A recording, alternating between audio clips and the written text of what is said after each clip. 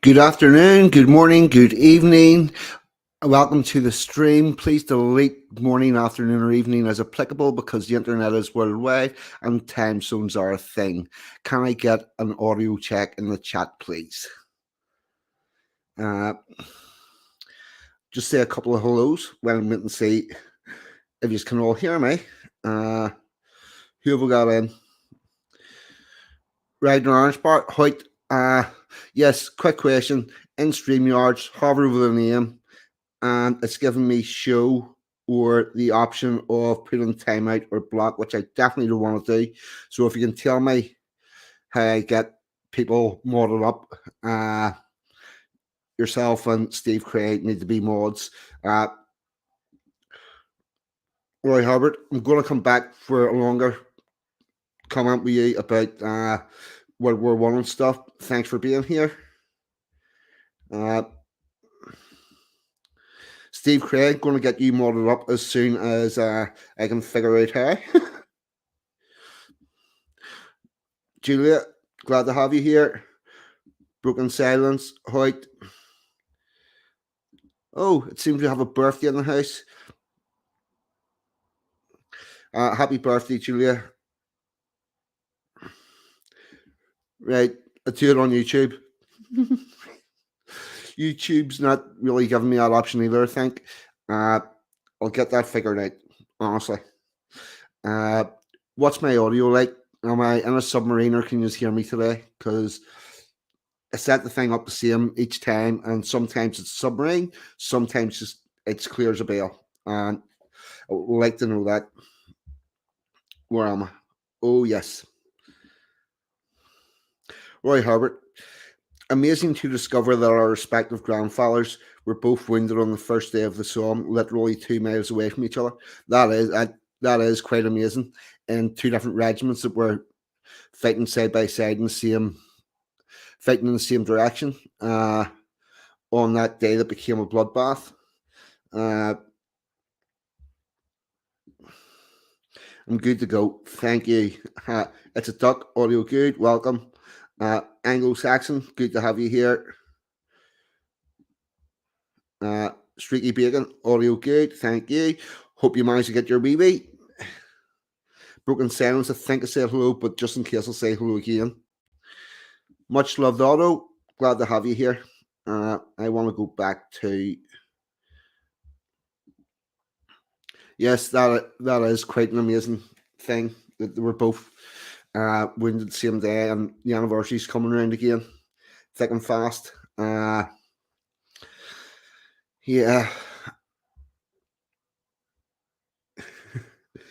Yeah, it is quite amazing that. I'll be doing a stream on close to the 1st of July, which will talk about that and the Battle of Somme itself, wider implications and stuff. You'll probably want to hear that. You found relief. That's good. Always good. Welcome, everyone. And no Emma G. She must be asleep. I think I might actually message her, make sure she's find out what the hell's going on, because she'd generally be here. But what are we going to do? What are we going to talk about tonight? Let's see. The first thing.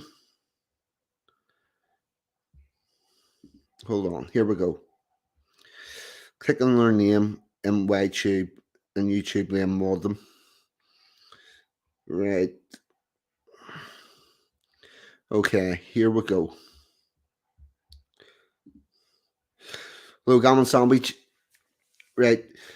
Steve, I'm going to have a go at that a bit later on whenever I've got a video or something going, that because I can't really see my YouTube chat at the moment. I'm relying on the StreamYard one, and I need to bring that up before that. Much love, Otto. Glad to have you here again. I might have said that as well. What we're going to do.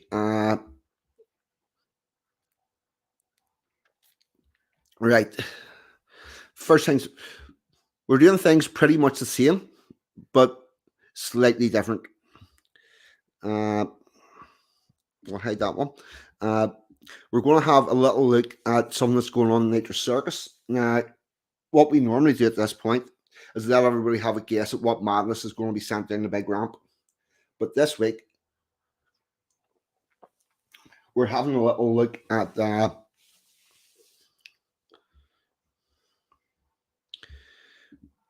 we're back to World War One. A lot of tangenting on this. My great grandfather was 14 when he lied about his age and went to the trenches with the original UVF. Yes, there was a lot about a hell of a lot of people went over there that were no, not even close to the minimum age. I would hope that more of them came home than did not, but surely there was a lot of them did not come home. Now, we're going to have a wee look at Nature Circus. What we normally do at this point is let everybody have a guess at what's going to get sent down the large ramp. We've had kids' toys, we've had sofas, we've had chopping trolleys. But what we're going to look at today is a little bit of the guys practicing and figuring out what they can jump and what they can't jump. I'm not even 100% sure that the contraptions are going to stay because there's a new ramp thing that they're using for the next series, and that has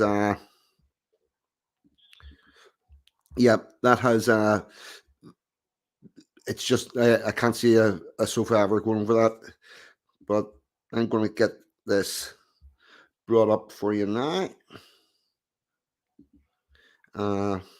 Where are we? It's 423.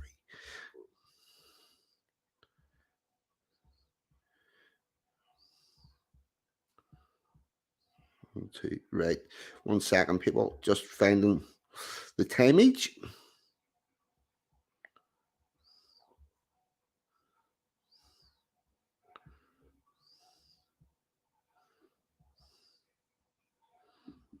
Right. I'm going to bring it up from about there. We'll allow the music again. Or the noise, sorry. On the StreamYards. Share screen. Share screen. Chrome tab. Share. And 1 second, I just want to have a look at this. Right, we'll do this.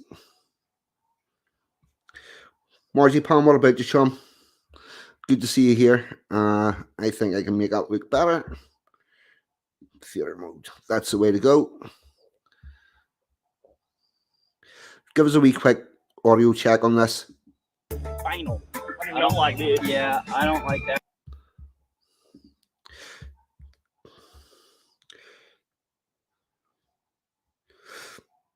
All right, mate. All good. Here we go. And I definitely don't like how my face is already in your back. Yeah, do the phone. So this needs to be in the show then. If it's good, bad, and rad, not all can be the same. Hey! All right. A few minutes ago, we weren't even going to jump this thing. And then you just a little bit of talk it up to Dusty, and here we are. Now we're sending off the big dog.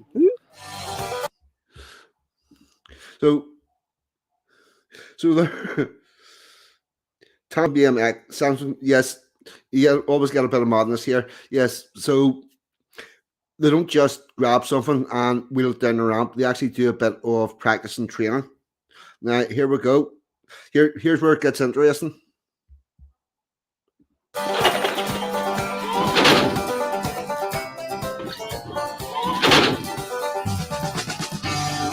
That's that.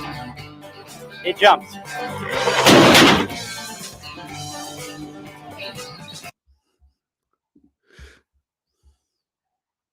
Yeah, so there you go. That's today's little bit of madness from uh, Nature Circus, and hope you enjoyed that. Frame snap, nah, not going to happen. It will all be fine.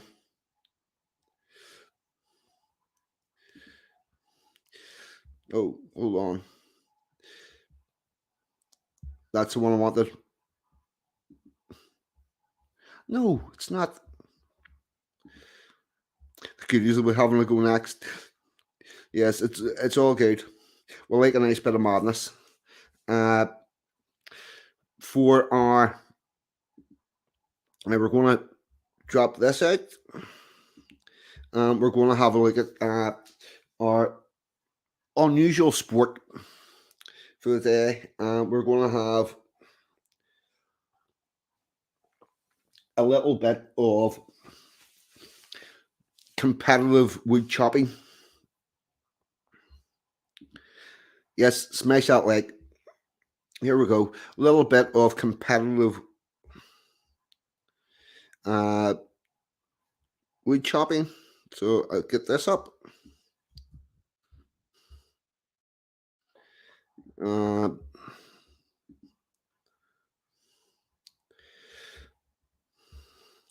Right, competitive wood chopping. Here we go. Finding this link.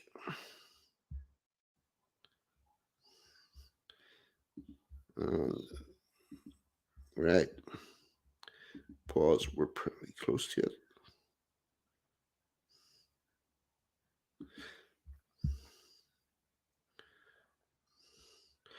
Right. I think that's us all queued up. So we'll get this brought up.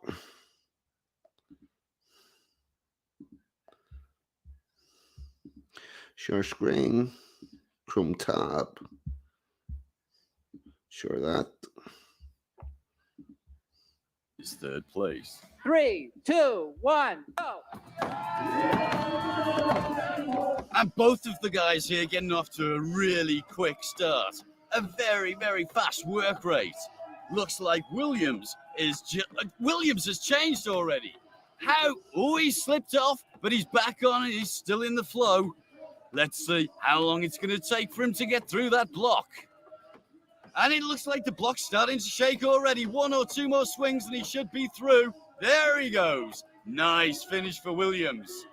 And it looks like Lindner's having a little bit of a tough time down there.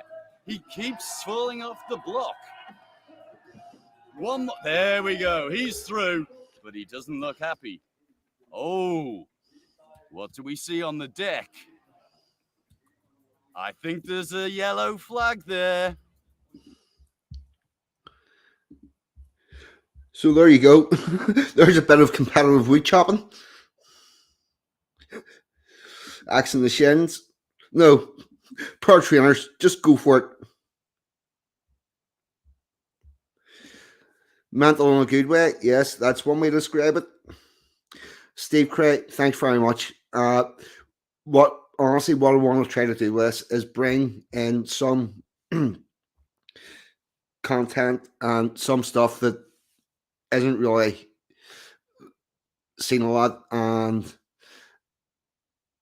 a bit of a white pill that there is some good, decent stuff going on. We've got Aussie dudes doing crazy stuff, jumping things that shouldn't be jumped. We've got Canadian lumberjacks. And actually, that video's from a still still the people that make the still saws.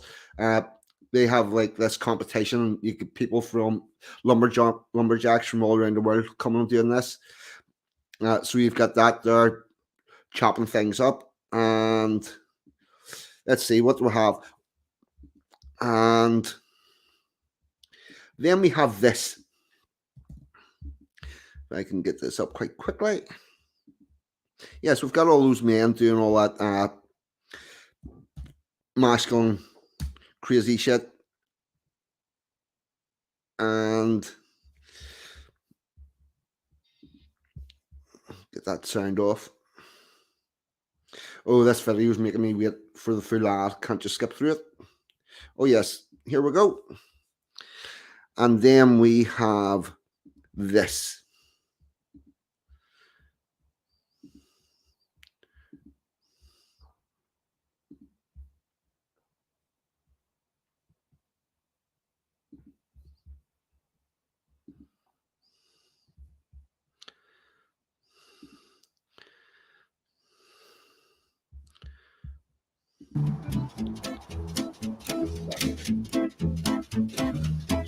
Ja valmistautuu Kandi Ede ja Iisa-Maria.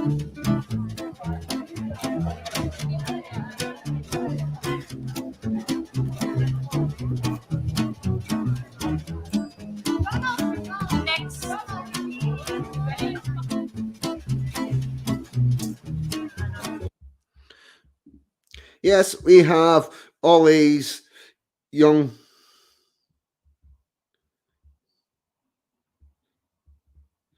Yep, we've got all these girls that are fucking horse race, show jumping with hobby horses. It's fucking madness. Although, having said that, what I will say is that's definitely keeping these wee girls fit. You're not going to. I don't think you're going to get any fat people doing this. No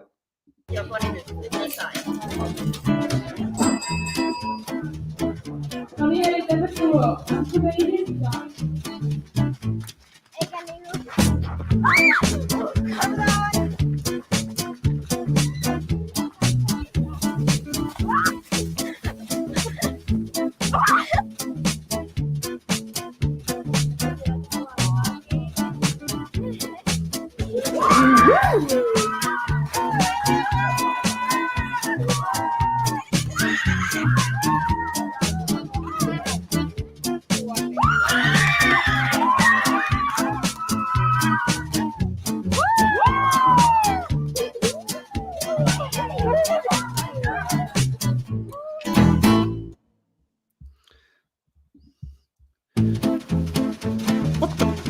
This was not supposed. Stop. Right, we've got to stop. It has stopped, and we can get it off the screen. My daughter had a hobby horse. Well, what I will say, as much as it's tempting to just totally take the piss out of that, it is actually, it's keeping them fit, and it is quite feminine, and I don't think they're going to turn into, although it's a bit crazy. My sister used to do that in her garden, stupid cat. Yep. Finland must be born. Yeah, if this is broken silence, exactly. It's active. They're doing something, they're keeping fit. They're, you know,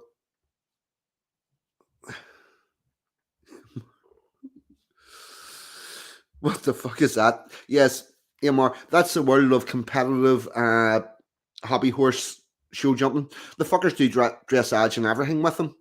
It's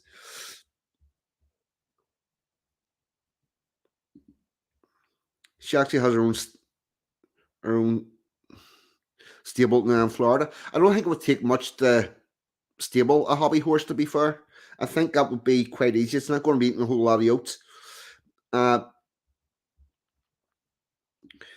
What's her name? Pleased to see you.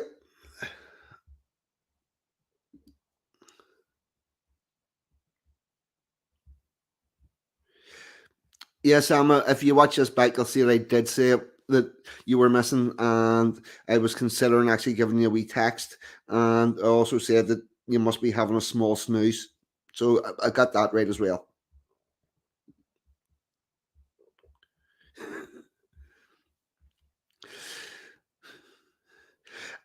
I don't think he can be riding people of that age, and I don't think people that age should be riding him either.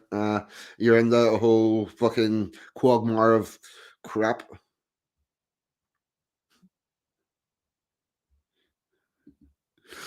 Brimcol. Where was I?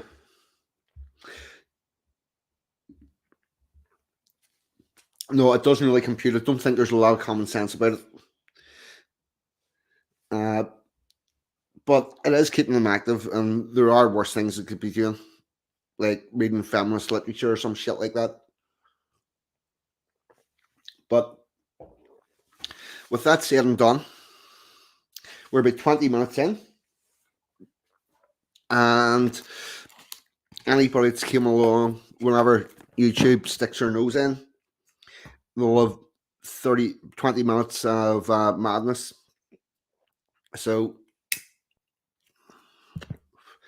we're possibly safe to get into the beginning of the... What is that? Hold on. Let's see, does that make it? Yes, right. We've got that to disappear. Good. Hi, current comment.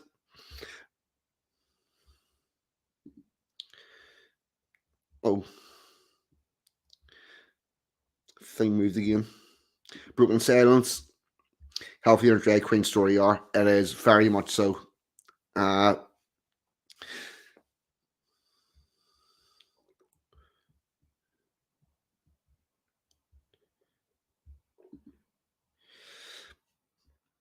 Have you ever heard of the Abbey Pass Parade in Padstow, Cornwall on May Day? It's worth the watching. We did quite a bit about May Day, and I think that might have came up. We did about Jack the Green and the fire and all that sort of stuff. I'm not sure. We did talk about parades. I can't remember off the top of my head. We'll have to look it up. I will have to look it up if that was the exact one it says. My audio is very good quality for once. Yes, we've got it sort of at the start of the stream. I'm not actually on a submarine. Nah, yes. We've prattled on for about 22 minutes, and we can get into some actual interesting content. And as you might have noticed, I don't know, it would be hard to see. You could very easily have missed this, but we're in Pride Month, and the LGBTQAI crowd are all front and center, and all the brands are putting rainbows and stuff, apart from Skittles, who are taking all the colors away. So I thought for Pride Month, in order to mark Pride Month, I would have a look at some people who are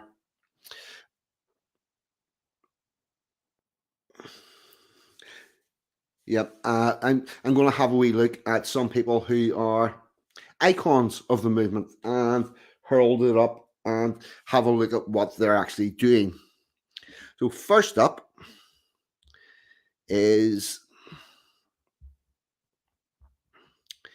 somebody, I'm not even 100% sure if we're allowed to, what name we're supposed to give this person. So in order to stay on the right side of Susan and make sure that don't dead name anybody, I'm going to refer to it as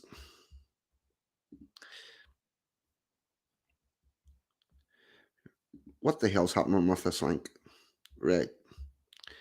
Oh yeah, here we go. I'm going to zoom this in.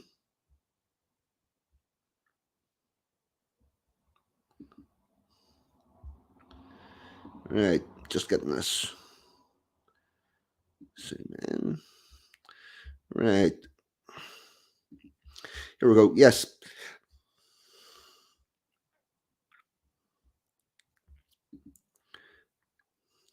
Freaky man. Yeah, no, this will make sense. It's going to be called, say, get this screen up. I shall refer to the person in this news story as It Jenner. So, It Jenner in car crash, one woman killed. Now, you will notice what they are currently calling It Jenner at the time of this piece of news. So, Just want to check back on the StreamYard. Yes, we can see. So,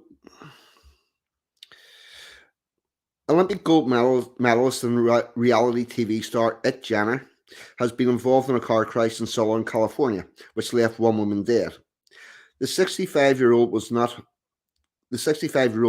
hurt in the collision, but 7 others were taken to hospital.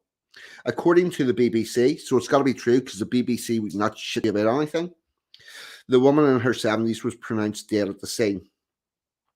The crash happened on Pacific Coast Highway on Saturday and involved four cars. It Jenner's Cadillac Escalade went into the back of a Lexus sedan, which had hit the back of a Toyota Paris. The Lexus then veered into oncoming traffic and collided with a black Hummer. Sheriff's Deputy Ryan Rosen said that Jenner cooperated with investigators and passed a sobriety test to determine whether they was intoxicated, the Guardian reports. He did not appear intoxicated or under the influence of anything at the time, Brooks added. Los Angeles County Sheriff's Department officials are trying to determine what happened, but there are reports that Jenner was being followed by the paparazzi. And for the record, It Jenner did attempt to sue TMZ Network. That's the same people that put out the audio tape of Johnny Depp bashing cupboards on the day that he found out that his manager and other people that worked for him had embezzled hundreds of millions of dollars from him and was a little bit pissed off. North Yards Road, or Death Road as it's known, is legendary for its extreme danger. In 1995, it was named the world's most dangerous road by fuck knows what. The world's most dangerous road by the Inter-American Development Bank. Now, I'm pretty sure that I've seen roads in India and the third world that are just sort of carved into the side of a mountain and you can just about get around it, that are much more dangerous than anything there. The 61-kilometer road leads from Les Pas to up to 300 travellers are estimated to be killed on the road each year, and crosses marked along vehicles have fallen. Right. Oh, this is just some bump. This turns out to be bump to try and make it that It Jenner failing to stop or using the car that was previously stopped as his brakes and stopping wasn't, could have happened to anybody. I don't think it could have. So we'll have that. Now I want to go back and have a look at the comments.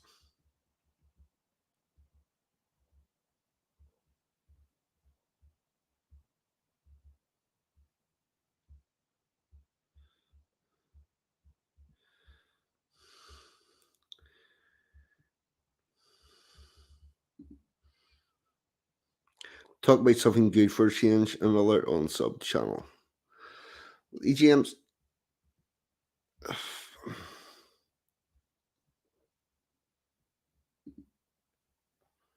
Did the article refer to he as he? Yes. And herein is the point. This is Bruce Jenner had the car crash. Now, what happens next is whenever the time comes for the person who had the car crash to be charged,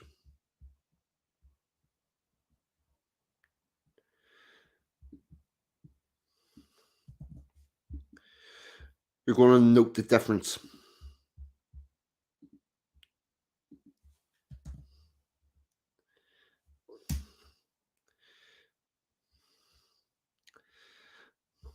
Right, need to accept that. And I need to do a little bit of zooms.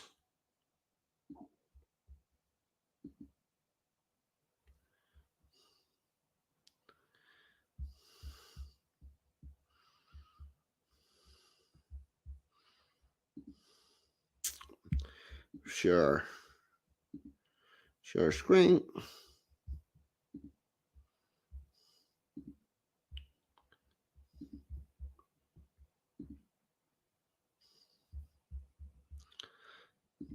Right, can we see this?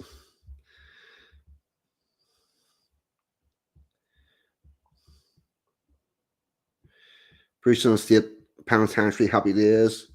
Just got me, thumbs up, never mind. Right, so here's what happens whenever it comes time for him to be charged. Caitlyn Jenner settles lawsuit with car crash victims and stepchildren.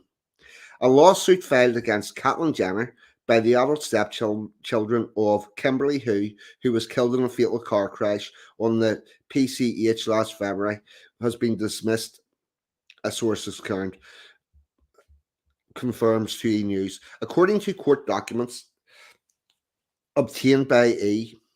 News, William Ho and Dana Rasman filed dismissals on Tuesday. According to details previously released by LA Sheriff's County's Department, their stepmother was behind the wheel of the white Lexus that was rear-ended by Jenner's Cadillac Escalade.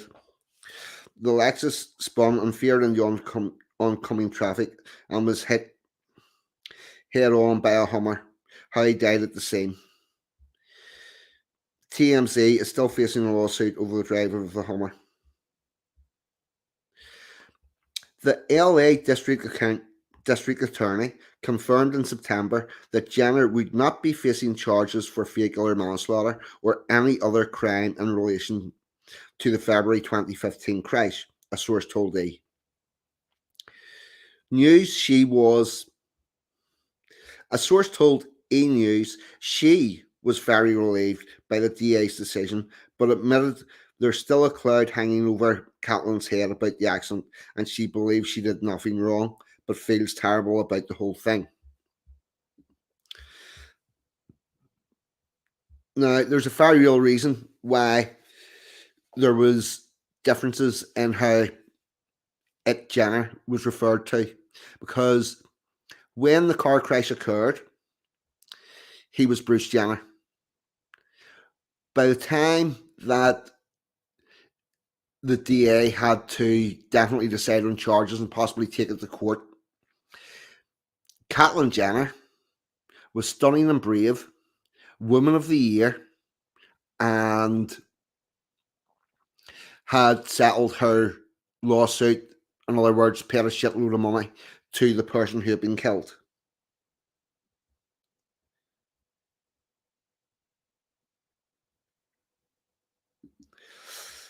Yes, Bruce did it. Caitlyn got off with it.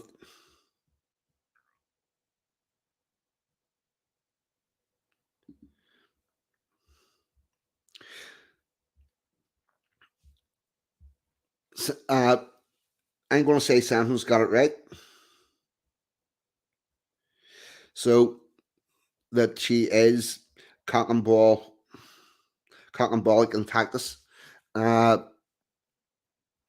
don't know whether it would have done that anyway, but I'll tell you what, it got it off as a manslaughter charge, because by the time it came around to charge him, there was no way she was going to be charged with it.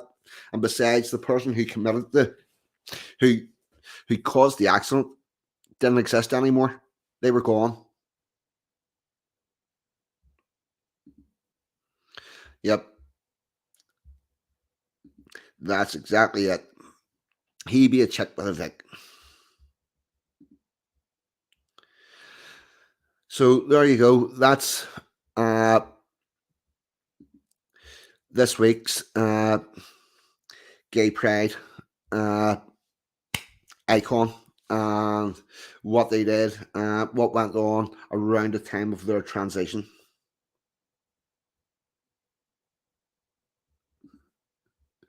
Well, just Kate. Well, I'm just shocked to know that Caitlyn is such a delicate, pretty little thing. Yes, she is. It's yeah, it's actually scary. Actually scary. Now I'm going to loop that down, take this away.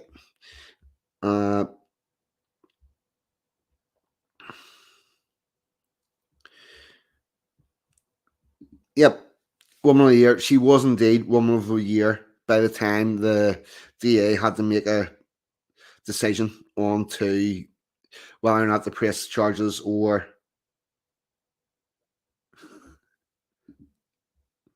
who was new on Park. Thanks for the heads up, 42. John, I'm glad to see you here, John.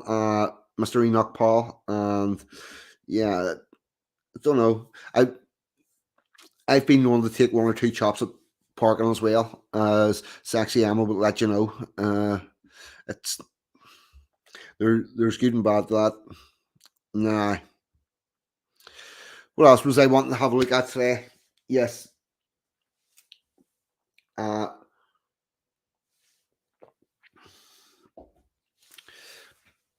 want to have a look at the timeline of the smoking ban because there's some news just in about what's going to be happening with smoking regulations in the United Kingdom, which will probably shock some people at how far they want to go with banning smoking, which is completely.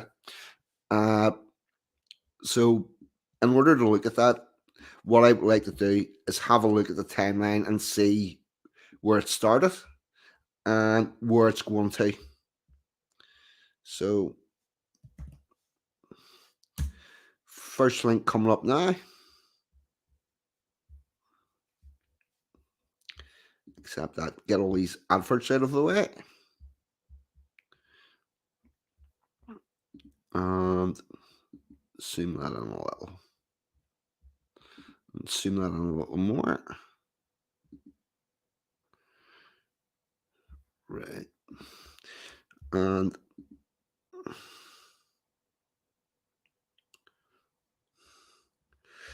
share screen. Share screen. Chrome tab. Key dates. Share. Right. Just want to have a quick.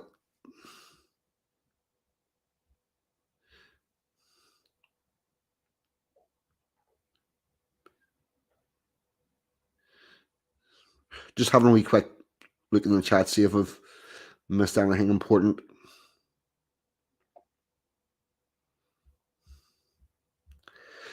Yes, everybody's going to talk about EMR. That seems a bit the interesting thing. Right.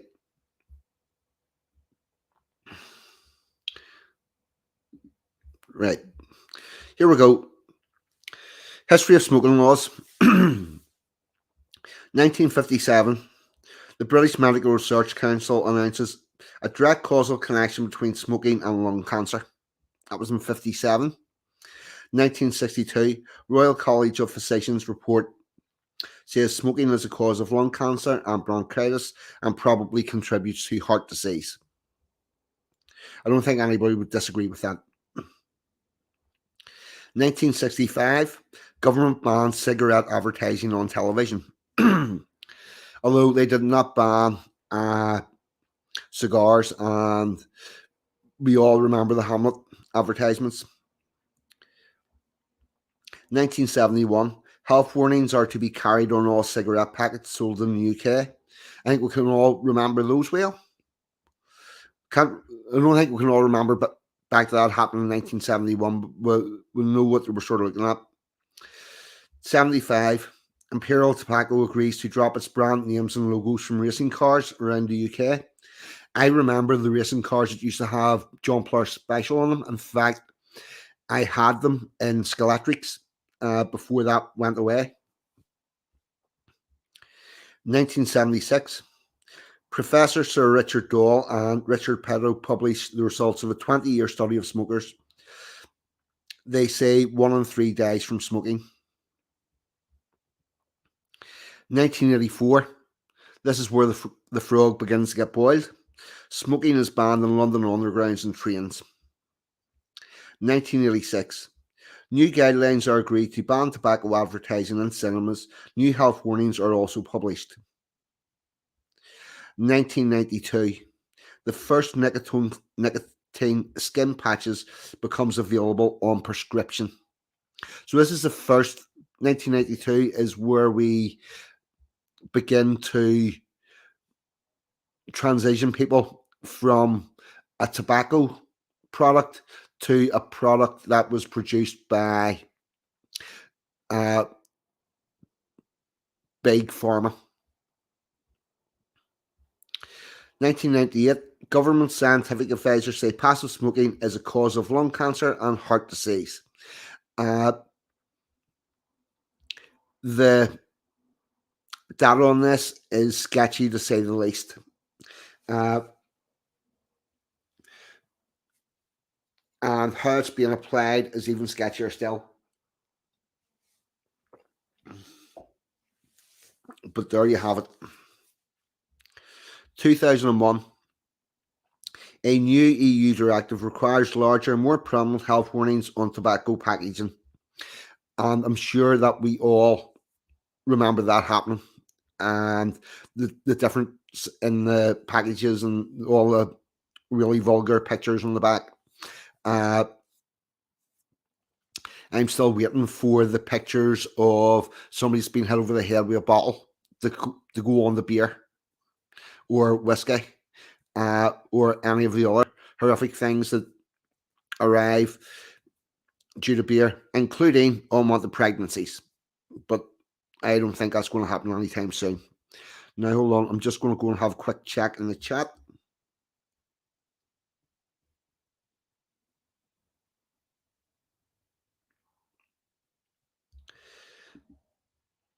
Well, hold on. You'll be selling a pack of cigarettes with a deceased lung next. Those pictures are on the. There's already deceased lungs on pictures on the packets.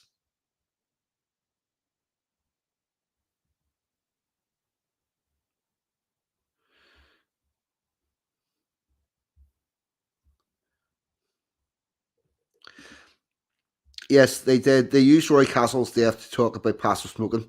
And they sold. Roy Castle was a outlier because he was in very smoky places and playing a trumpet, and they never even fully proved that that's what caused his cancer. And with the amount of people that have cancer at the moment, I'm not saying that it didn't have anything to do with it, but I don't even know that that was the sole cause. They should have banned it years ago. Well, there is a question about that, whether or not they should have done, but I'll get to the point I'm making whenever I continue down this timeline.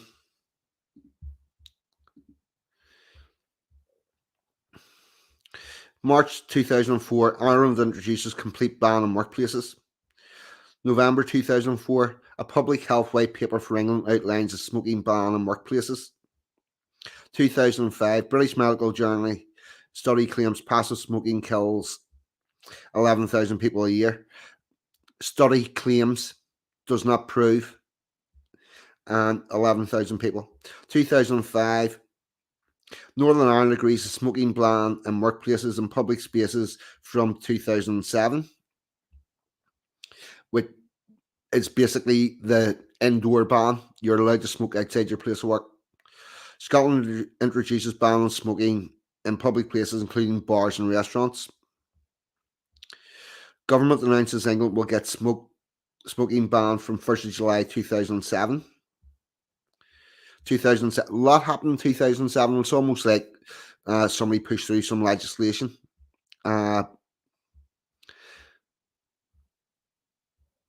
They pushed through some legislation and then everybody had to follow suit.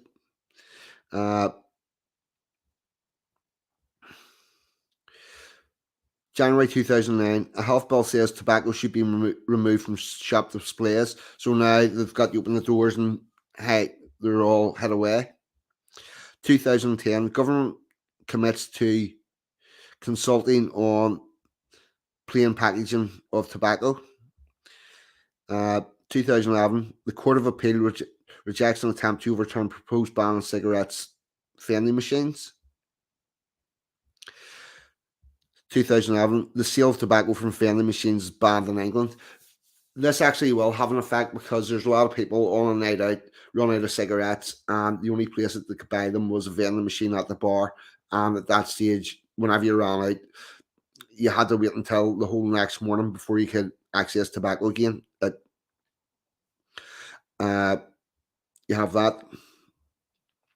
January 2014, members of the House of Lords vote to bring in new laws to prohibit smoking in cars with children. 2015, MPs vote on ban for smoking in cars with children. 2015, MPs vote plain packaging, which will come into force in 2016. 2015, two of the world's biggest tobacco companies, British American Tobacco and Philip Morris, launch a legal challenge against the government's plan for plain packaging.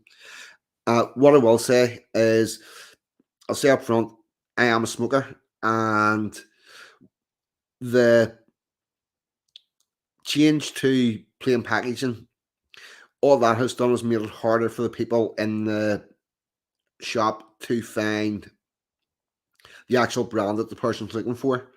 The other thing that they did was they removed the prices. So whenever you arrive at the counter, now bear in mind, this plain packaging law was intended to take away brand allegiance. That, right, somebody smokes Regal, somebody smokes Benson Hedges, and they know what to smoke because of the way the packaging looks. And they said, we'll make them all the same, and people will be less affiliated to the brand, and there'll be less likely to change brand. But what they did simultaneously was take away the fucking prices. So whenever you're standing at the counter, you can't see the price of everything. You don't know which ones are more expensive than others. And if the brand that people have stuck with the brand that was at their price point whenever this removal of the pricing happened, and the actual products could have changed within their order of most expensive, least expenses in between time, but people are stuck with that because they can't actually see the fucking prices. So October 15th, smoking ban on cars carrying children comes into force on 1st of October. So we'll have all of that. That's where we were up to 2015.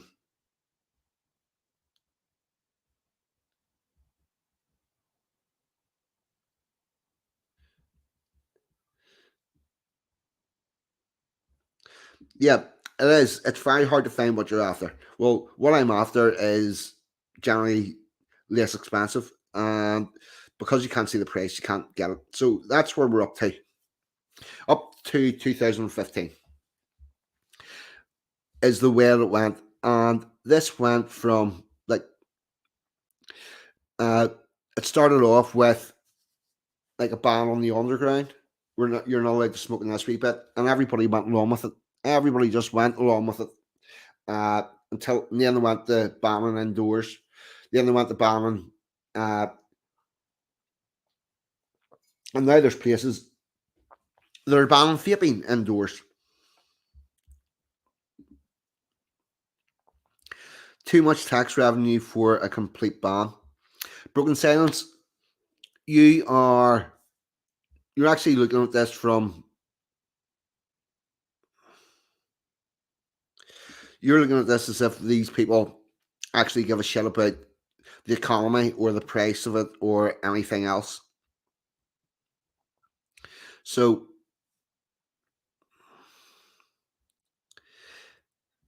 that's where we're up to 2015. Now, here's what's coming next. This is what they are pushing down the pipe next.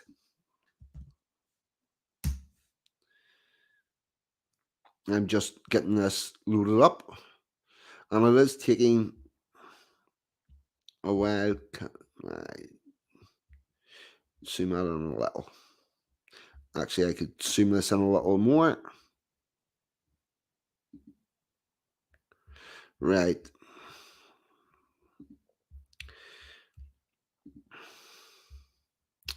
Oh, I hit the wrong button. Share screen. Share screen. Share screen.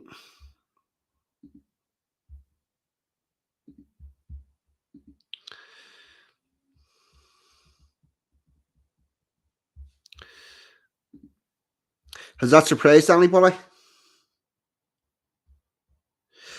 Together we can achieve smoke-free 2030. Very strange that all these programs are all supposed to be fucking fulfilled by 2030. They're not at all connected. But now we have this thing, smoke-free 23.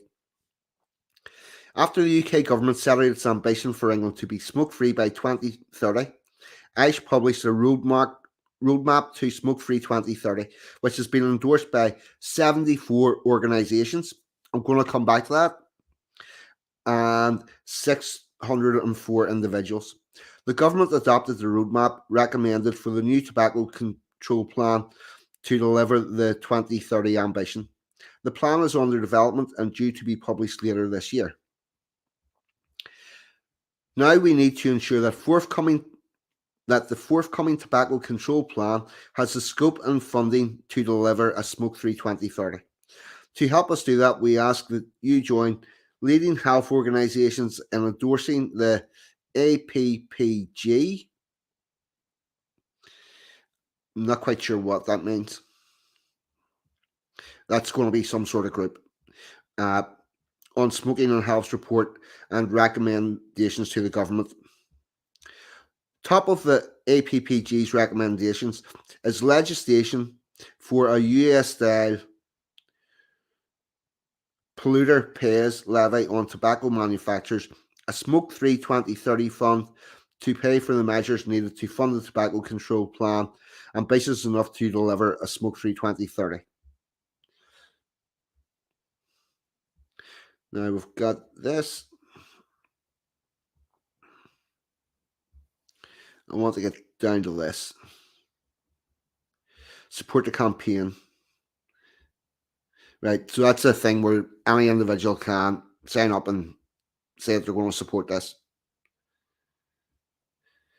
Endorse these logos. These are going to be the 97 odd organisations. Royal Academy of Medical, Asthma UK, British Heart Foundation, British Lung, Breathe, British Throat Society, Royal College of Central Practitioners, Royal College of Physicians, NHS Greater Manchester, Live Well, NHS Durham, NHS Merseyside, NHS Gateside Health, NHS Blackpool, NHS Barnsley, Queen Mary University of London, which is an NHS university. So these 74 organisations, a shitload of them are the NHS or parts of the NHS. And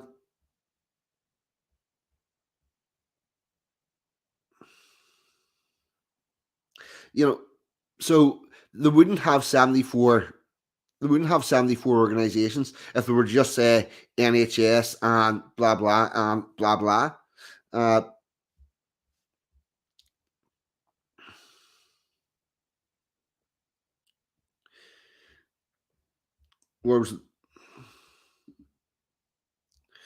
Yes, all funded by the taxpayer. I stopped smoking after 30 plus years and I support the vaping community. I have no problem with vaping community. I've tried it. I attempted to move to vaping myself because it would save me a shitload of money, but it just wasn't for me. It just didn't work for me.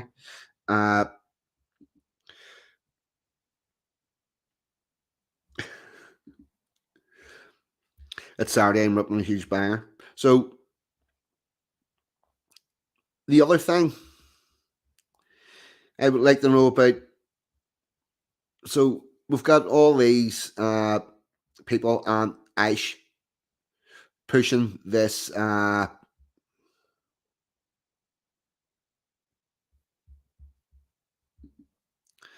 Yep, that's what I wanted. Yes, that's a trick. Massive transfer of public money into private enterprise. That's exactly what's happening. Uh, so,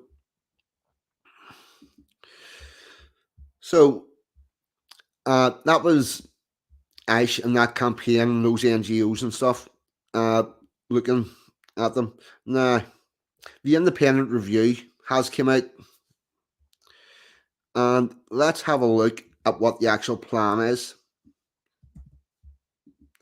And you've seen there that the 2030 plan and everything came from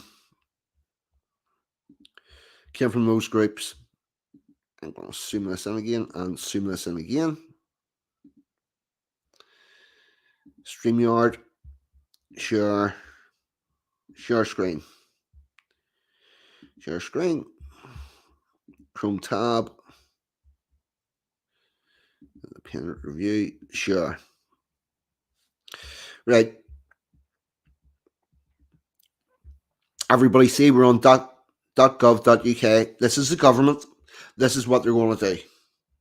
Independent review published to help meet 2030 smoke-free target, as we've seen by those other fuckers. The review recommends 15 interventions to give the government the best chance of meeting its national target to be smoke-free by 2030.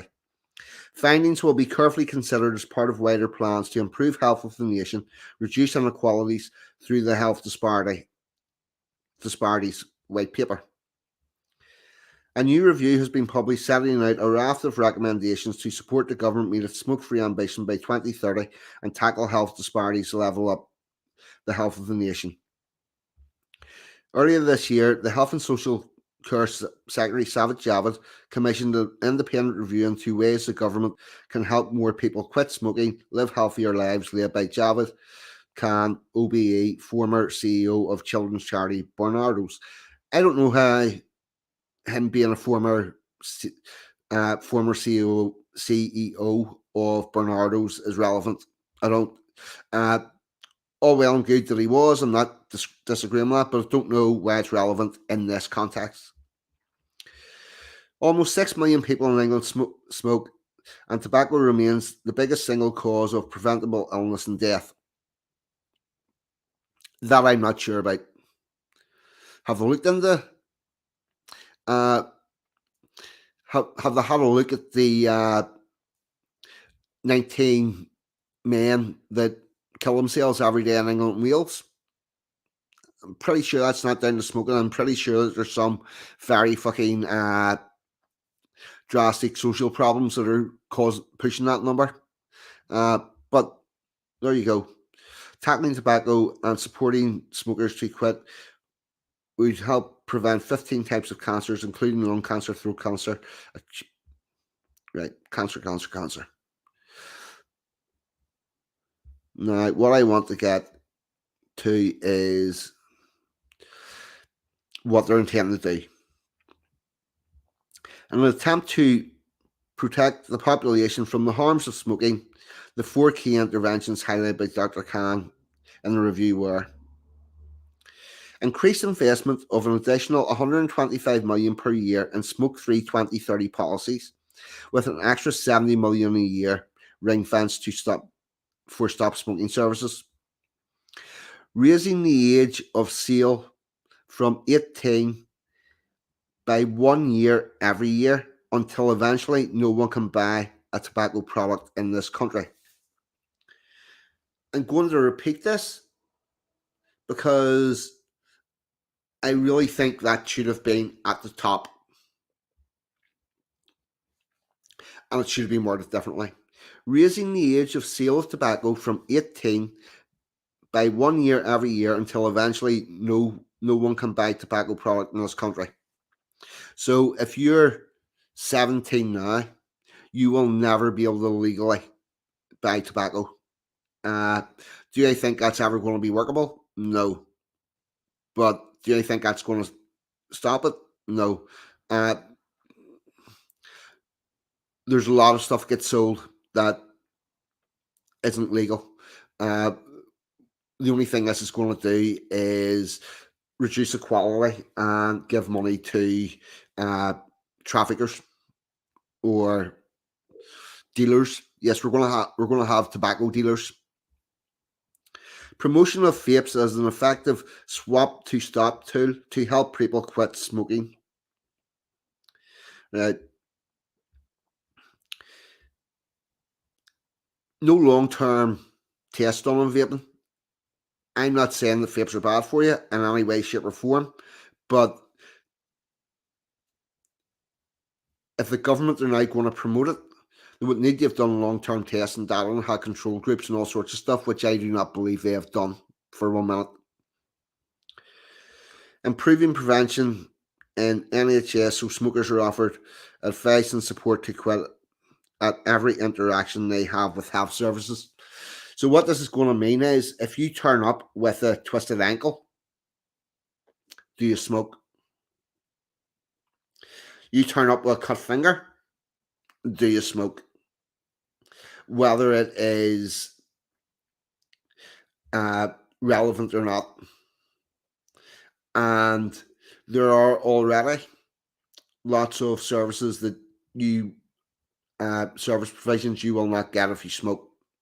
If you smoke, you're not getting certain operations. There's a lot of services that you don't get if you're obese, and they give you a free gym membership and tell you to come back whenever you're no longer obese. I can see this going the same way. Other inventions and interventions recommended in the report include. Actually, we'll go and have a quick look at that.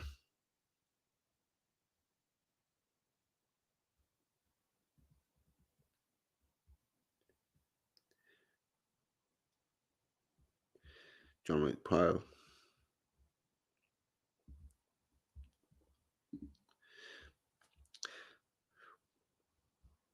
What about protecting kids' mental and physical health from trans pressure groups? Yes, exactly. I would like to see that.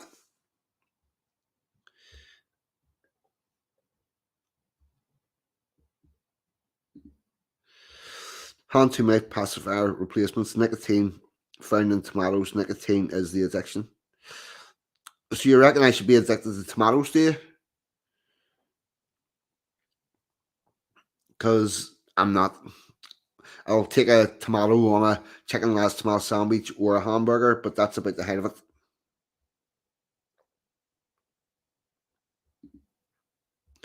The third world loves smoking. We got enough of them.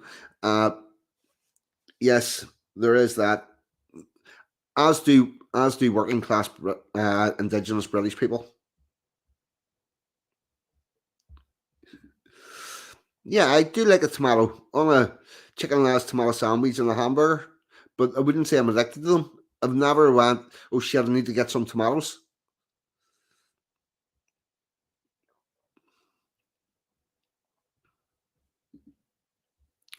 But they will encourage children to take puberty blockers, despite no long-term studies and mutilate their bodies. The long-term studies are in on the puberty blockers, and they're being used off-label. They are not being used for what they were designed for.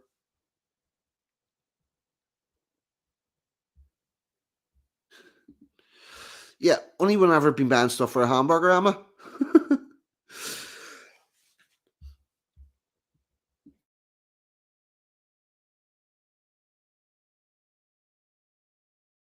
I'm not out looking for my tomato fix. It's not happening. Right. Anyway, back to this independent review.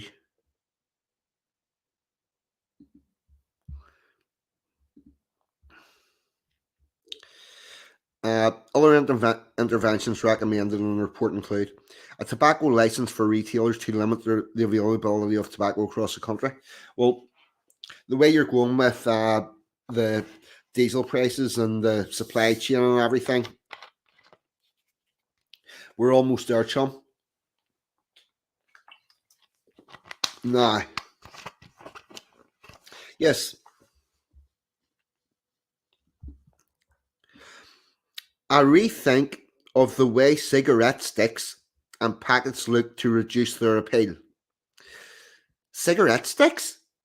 Who the fuck's ever heard that before? This is a whole new word. And a rethink of the way cigarette sticks and packets look. What are they going to do with a cigarette stick? Are they going to fucking bend it or some shit like that? What the hell? What are they on about? A mass media campaign to encourage smokers to quit. We've been having that for years and years and years and years and years. The mass media campaign has been there and done.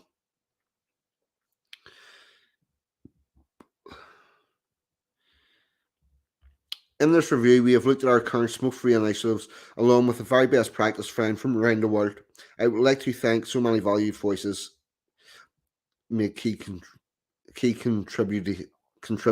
contributions towards shaping this bold and ambitious report. So, I think I've read enough of that to. Sorry, just need that.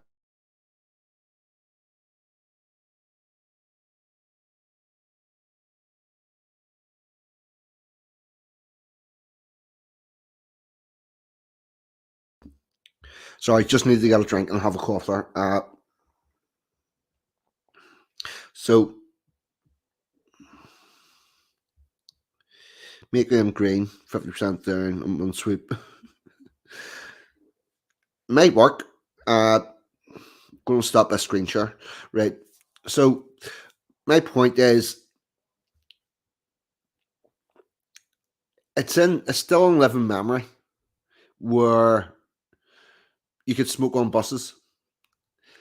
In the 80s, you could smoke on aircraft. I remember being on a plane in Yugoslavia, and the smoking section was one entire side of the aircraft. And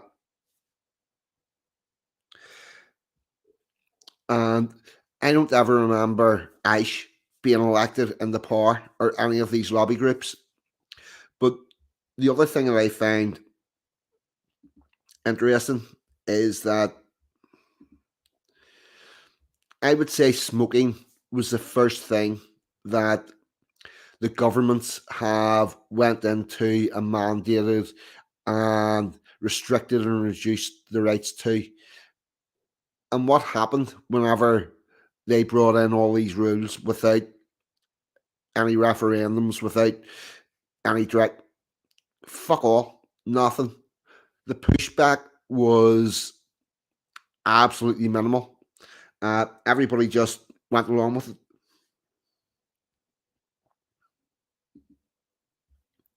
This is exactly true. Nurses and patients did used to smoke together on the wards. In fact, there are, if you go back far enough, there were doctors that endorsed individual brands of cigarettes.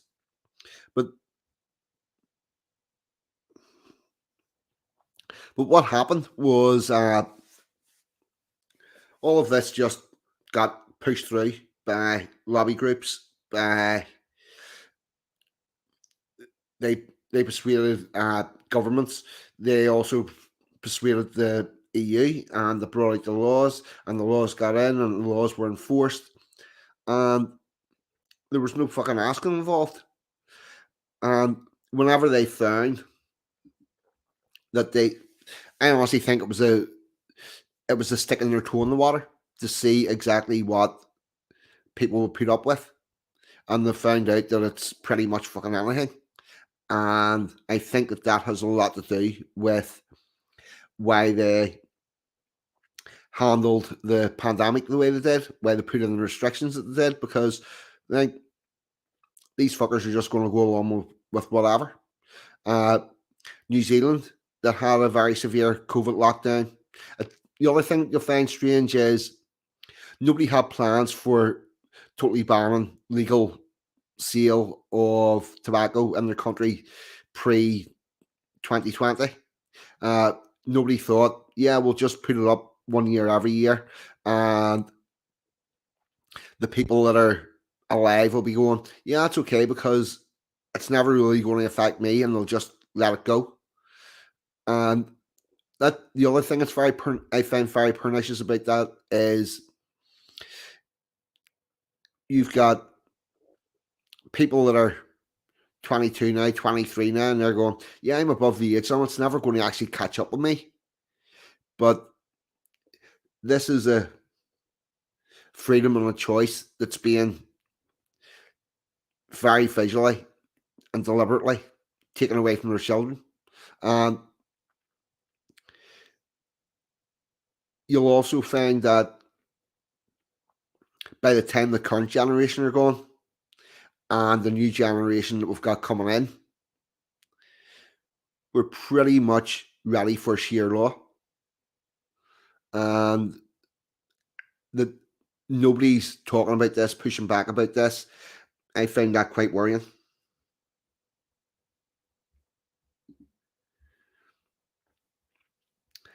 Please don't tell me you can't smoke in prison anymore. I don't know. It just something not right there. I can see, yes, I can see a right for restrictions and all that sort of stuff because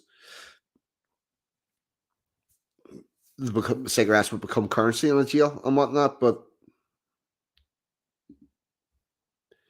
it is. This is fucking crazy. That's absolutely mad.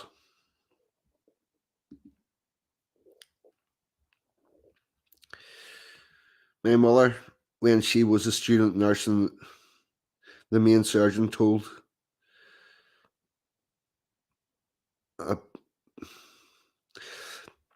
yes, and 1 pint of Guinness and 1 pint of Guinness alone would actually be good for you. The problem is whenever it's 6 pints of Guinness a day, 9 pints of Guinness a day, and you know, 1 pint of Guinness, I think would be quite healthy. If we go back far enough, nobody drank water; everybody drank beer because the boiling process in making beer took out the impurities that was in the water that killed you.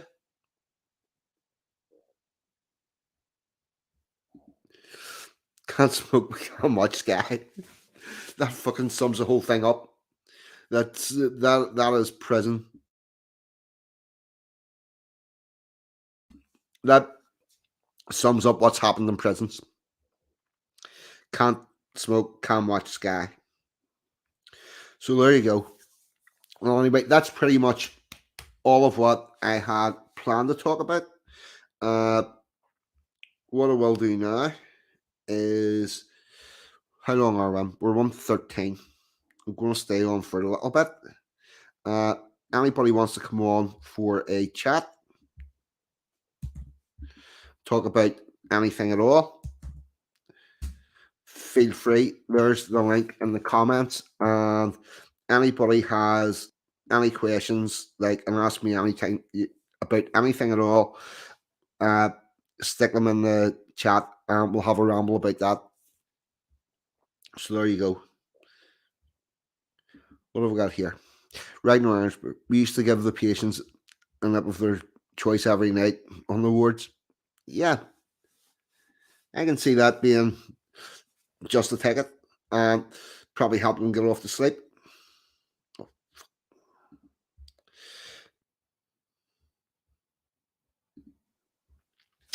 Oh, well reminded. I shall do that whenever I stop streaming. Yes. So Emma G can get in the morning. That's a very important thing. Because there's a good chance I'll still be asleep whenever Emma arrives. And yes, we're going to watch the Northern Ireland match tomorrow. And hopefully they'll play a bit better than they have in their last two matches and they'll actually score a goal. Please just score a goal. preferably win the game as well. But that might be looking for something special at the moment with the way the wee team's going.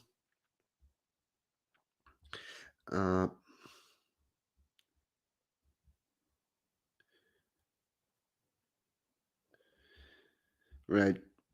Oh, here's Rags. Oh, PG. Not too bad. How's yourself, chum? No, I'm grand. I don't want to switch off my YouTube. So, yes, what did you post on YouTube that that upset Susan?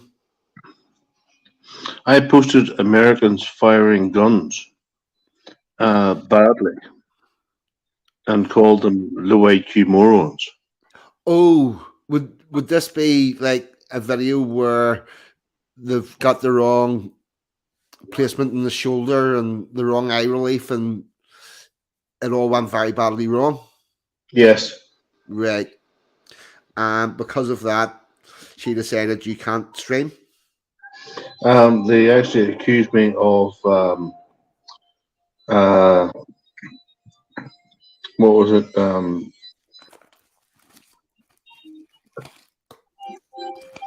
Misinforming children. Ragnar, there shouldn't be any children watching your streams or your content. There shouldn't be. But hey. But I don't know. That video didn't seem to have a educational part to it. Like, I don't remember anybody saying this is the correct way to fire a weapon. That weapon. seems to be missing. Yep. Yeah. Yes, you're on the naughty step. Yeah. So I actually wrote back to them and said there is literally hundreds of thousands of video on YouTube of Americans shooting weapons, but my video I got a strike for because I called the low IQ morons. I said the low IQ morons shouldn't have access to a fucking weapon. Was this in the description? Yes. No, it was in the complaint that I sent them. No, but on your video, did you overdub it and say low IQ morons, or did you write no IQ morons in the description of your video? I wrote low IQ morons. I would say that's been some sort of AI bot has picked that up. Well, according to Paz, Paz was supposed to be on tomorrow night, and he literally thinks that somebody's out to get me. So, well, there could be that as well, because you're also getting downvotes at the minute, aren't you? As well. Yeah. Yeah. Well, see, my thumbs up to thumbs down ratio is 100%, but nobody that doesn't like me hasn't. Nobody's found my videos specifically to report me. Do you know what I mean? Yeah. So that would tie in with somebody's manually reporting your stuff. Yeah, but the first strike I got was the south of France on the beach, and a woman walking across the beach topless, which they do in the south of France. Just how they do it, and they accused me of pornographic content. Now, how's that pornographic content? I don't know, but I do know that I had a picture on a photograph on Facebook of me with a hoodie on and with face paint on and with my mask on and full 42 get up for doing stand-up poetry, where I'm unrecognizable because of all the face paint and shit, and that was flagged up for nudity. So people will report whatever they want to report for whatever they want. Yeah. Well, actually, they'll report it on what's available for them to report it as. Yeah. Even though there's no actual footage of your skin, No, your nudity. Like what the fuck? yeah, yeah. But at that time, Unity was very good at getting photographs removed. So if you put on the thing, nudity, it was automatically flagged up and took down. Right? But so I would say somebody has done that as pornographic content because YouTube will take action against pornographic content. Yeah. And then you're in the whole argument about what exactly was pornographic about it. And quite frankly, very few people's going to win them against Susan. Yeah. But the one that I literally posted on the first strike was a man and a woman walking across the beach, and a kid and his father. They were or he was filming the kid, and they were walking across the beach, and the father actually videoed the kid with them in the background. Yes, and he was telling the kid to move to the right, so he could Yeah. get the woman in the shot. Yeah. Yeah. It's, you know, what can I say? Some people have had a sense of humor bypass, but tell me this, Regs.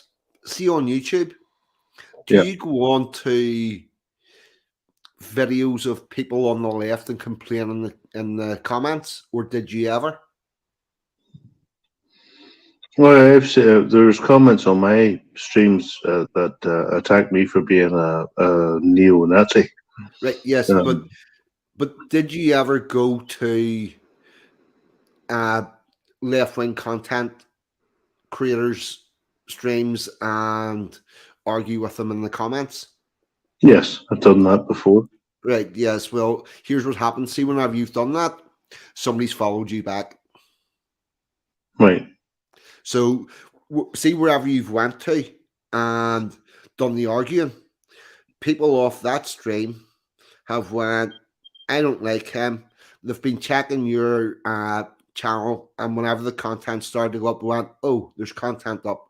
I'm going to attack. I'm going to attack. I'm going to attack. Right. That's where it's coming from, and that's why even with the small amount of, because there's no way your stuff has went that generic outside. Yeah. Right. Which is why my channel is pretty well safe, because I haven't been in the other side's comments for them to know to come back. They don't know it exists, which is why you're getting flagged and reported, and I'm not. Right. But I literally have 3 other channels. 2 other channels, sorry. Yep. Are they all with the same name by chance? No. Right. One way out of this might be for you to start migrating your stuff to a different channel. Try to migrate your subs across. But here's the other thing. Whenever you start trying to tell people to do that, the person will know what the channel names are. Yeah, true. But the other 2 channels, on my main channel, I have 490 something followers. On the other 2 channels, I have 17 and 12. You know? Yes. Yes, but migrating those 417 people over, it's going to be difficult unless you actually tell them, here, this is the link, and if you put that in the description, the person who's reporting you is going to be able to follow that link and then report the other channel. Yep. No, I get what you're saying. I literally think I know who it is. We'll Um, ban them. um, If you know who it is, ban them from your channel because they're not worth having there. yeah. You know, anybody that's going, and the one thing you can do is see if you block them and ban them, they can't get at your video, and the Yeah. reports stop. You know that you've got the right person. Yeah. Well, Um, he's the same guy that fucking uh, talks about when we say evening Ulster brother. He goes, but Ulster is not English. Ulster's Irish. Blah blah blah. You know what I'm talking about? I don't, because I haven't seen those comments. His initials are BB.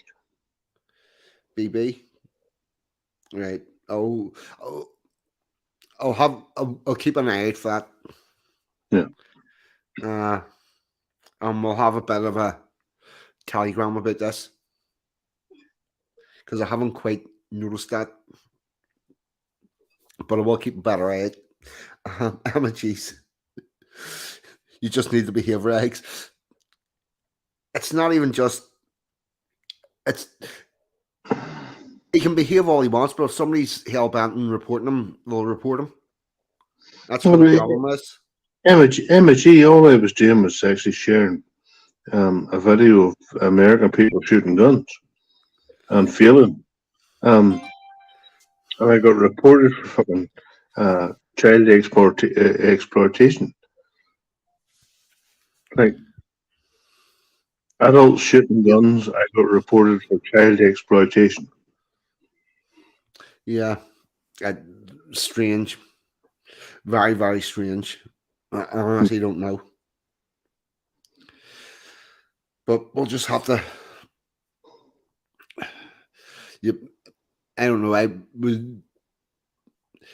It's hard to know. I would say, the person who actually is reporting you probably is. I don't think. They've ever. Yeah, seen that. G, I did think very much. Uh, I think the person who's reporting you probably doesn't show up in the chat. They don't say anything. They come in, they have a watch, they do a report, and they bugger off again. Yeah, That tends to be how that goes. I never talk. Even in my live chats, I don't talk about anything controversial. We speak in code. Yeah. Rags, I get that. Your problem isn't what you're saying. You're with people that get multiple reports and stuff. It's very rarely what they're saying and what they're doing. That's the problem. The problem is who's watching it. And all they're looking for is I can report that on this grounds or I can report this on that ground. So they do. Yeah.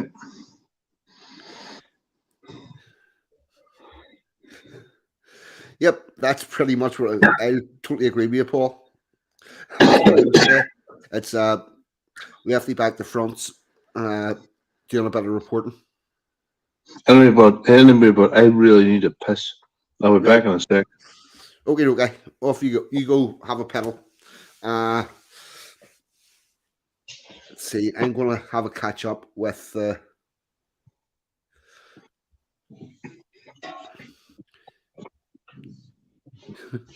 It's because they was kings, man. Yep, that's one solution.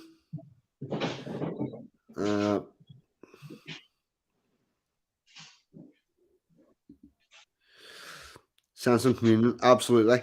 We played outside, climbed trees, had fights, got smacked, drank Crayola foam. Yes, I remember that Crayola foam well. Grew up healthy and resilient. Yes, I think there's a lot of problems that are simply coming from the way society's went. 1 second, I need to cough.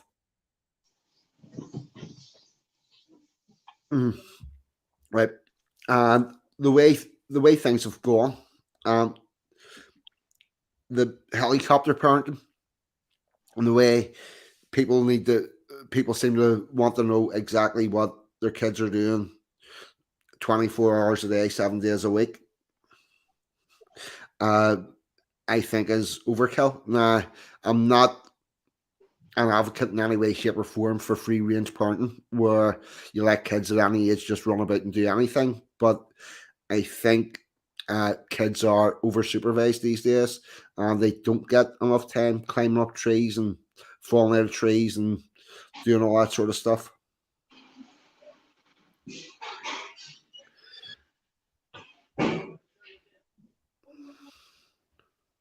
Hold on, what's this say? Just get when I was 10 days old, the doc told me mum to put me on solids, rusks, because I was hungry. She thought she misheard. So sent me nana in. No, that's right. He'll be fine. I was. Yep. Some kids don't get enough out of milk. It's just one of those things. And for those kids, Far East Rush are really good.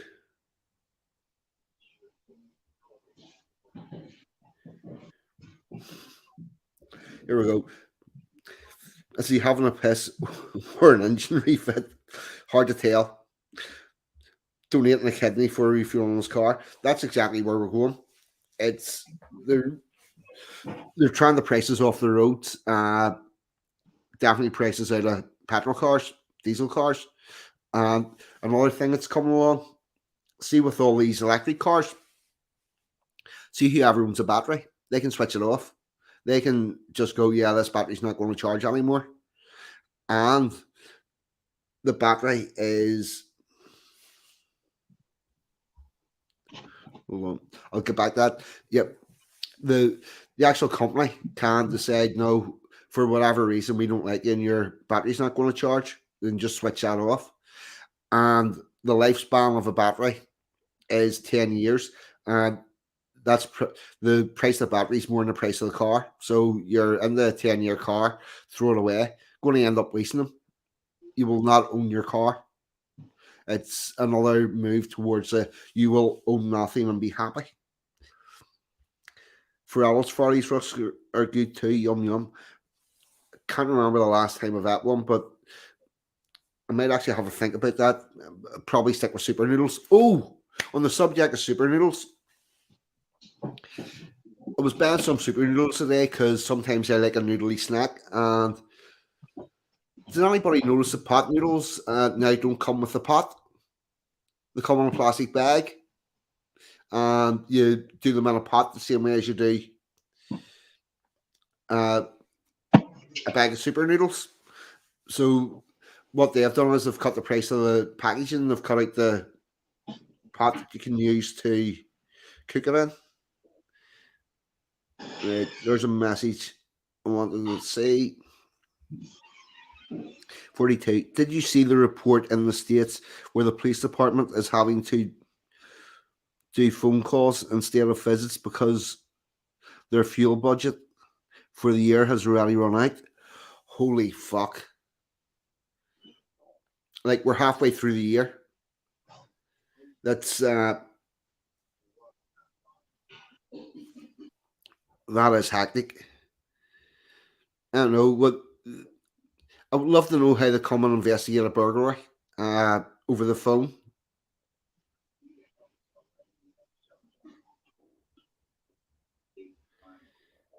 That is mad. There's a new battery out, 60-year lifespan, apparently. Well, that would be good if it actually works.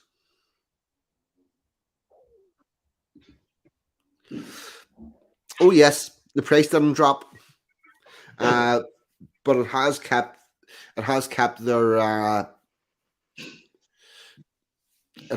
their profit the same. Oh, it's in Michigan. That place where they had Michigan's the same place where the police depot got taken over and set on fire because they don't want no police around there no more. I wonder, is it the fuel I wonder, are they saying that because they're actually afraid to go out into the community? That would be very interesting.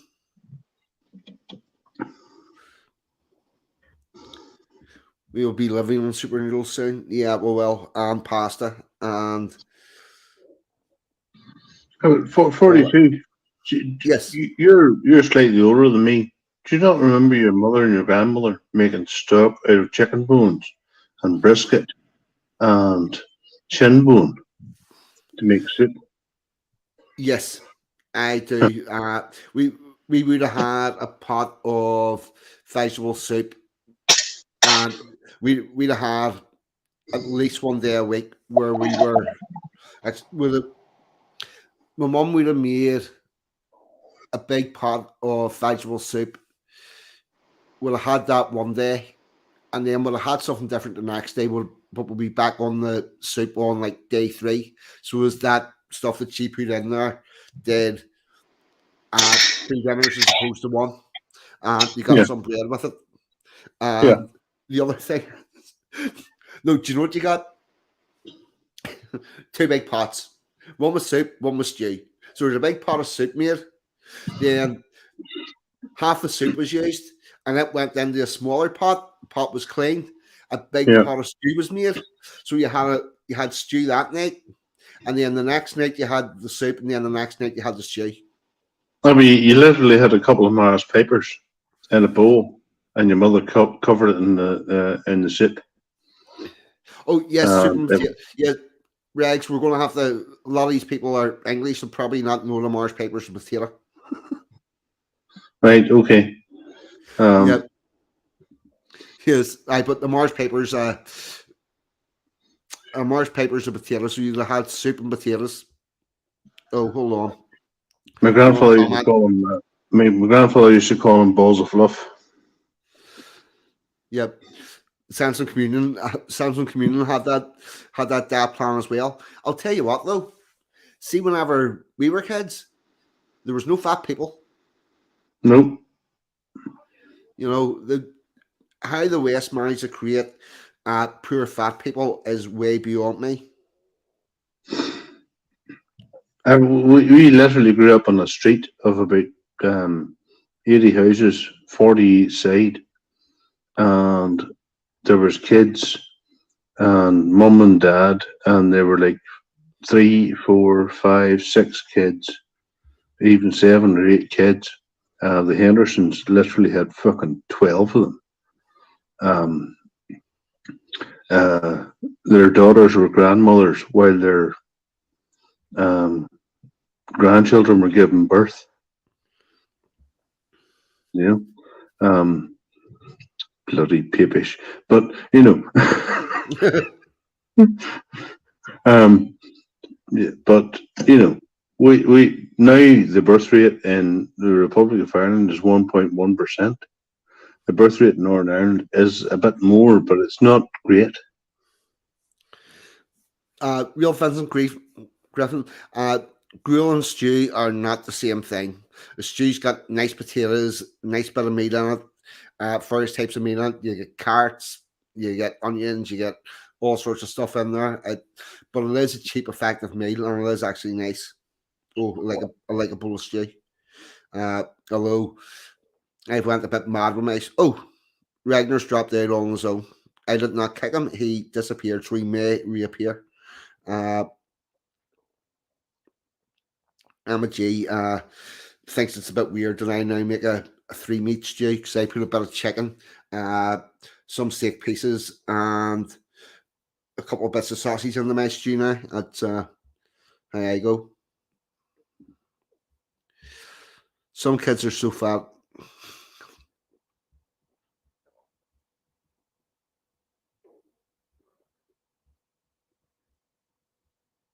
Into a black hole. Yes. What else was I going to do? How long were we in here? 139. Right. I'm going to stick that link back in the chat. If anybody else wants to jump in, feel free. It's also 20 to 1. So we have got like another 15, 20 minutes very max.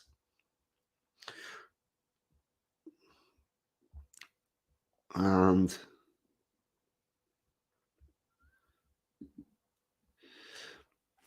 you left the casserole on for 2 days. Was that on a very, very low heat? And was it edible by the time it finished? I think if it was on very low heat and it still stayed and it was concealed, so as a liquid didn't burn off, I think that could actually still end up edible, but then again, maybe not.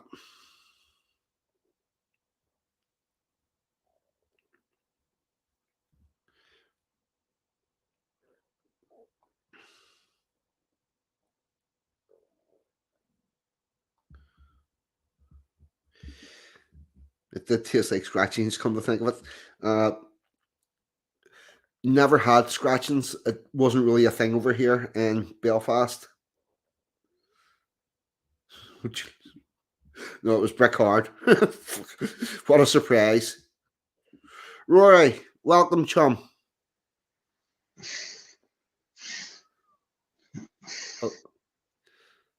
Hello, speak. Talk to me, Rory.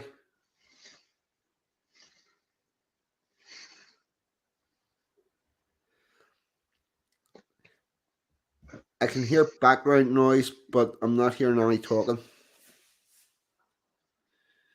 What type you make have you got, chum? Oh, right, there's Sansaman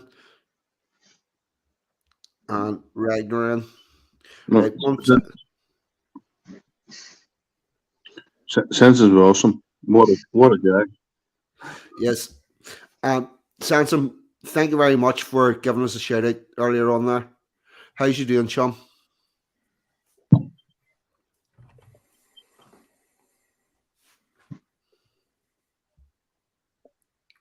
Yeah, no bother, mate. Like I say, happy to do that. If you send me, because I know you guys, well, you let me know about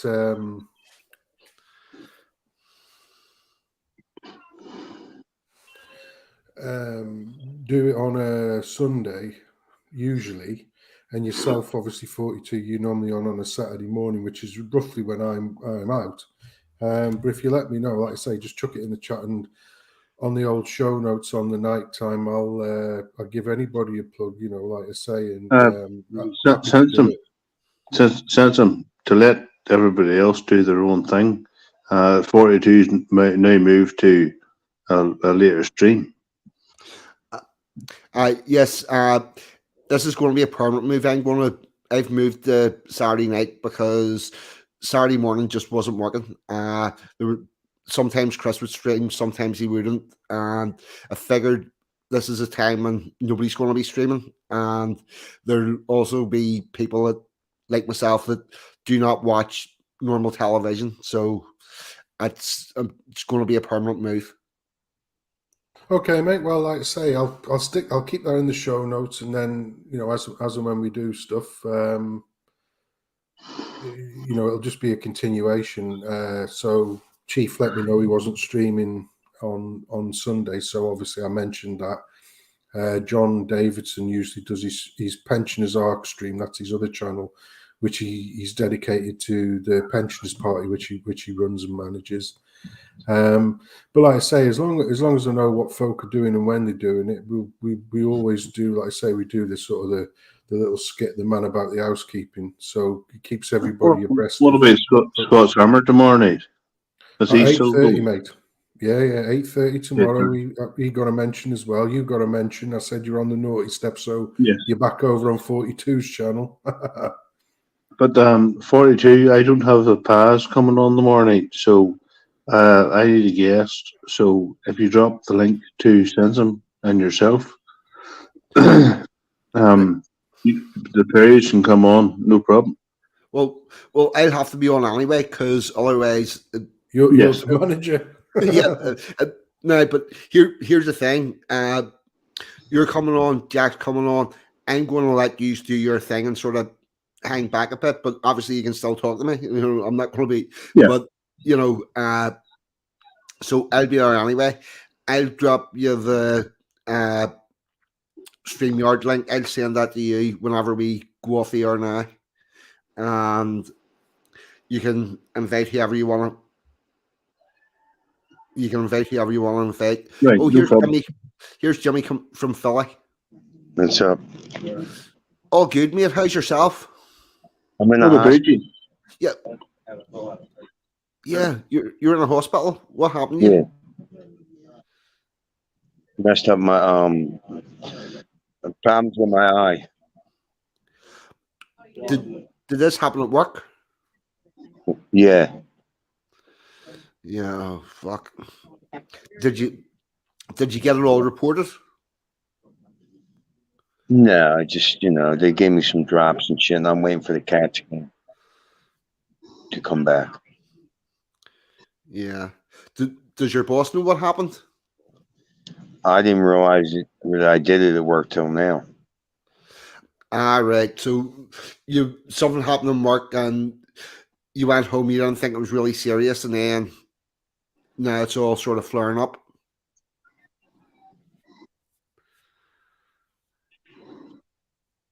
Yeah, I'm sorry to hear that, man. Yeah, I'll be all right.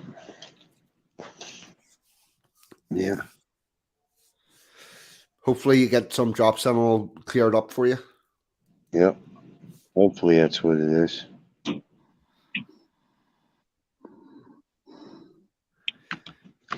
So, when did the ticket this happened earlier on today? Who? I take it this happened earlier on today. No, this has been going on for a few days. I didn't know what it was. I thought it would go away. All right. You feel like you had like an itchy eye and stuff, and then it just didn't go away. Can't see. Eye gets cloudy in the morning. Oh, They said they found a scratch on my cornea. So all right. But I take it that will sort of self heal. It's not going to be a permanent thing. yeah, should be. Well, that's one good thing. At least it's not. At least it's not probably going to be permanent.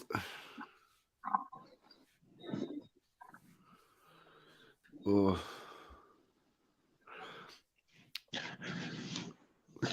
What's it like in the hospitals over there? Restrictions ways at the minute. Yeah, I got to wear a fucking mask.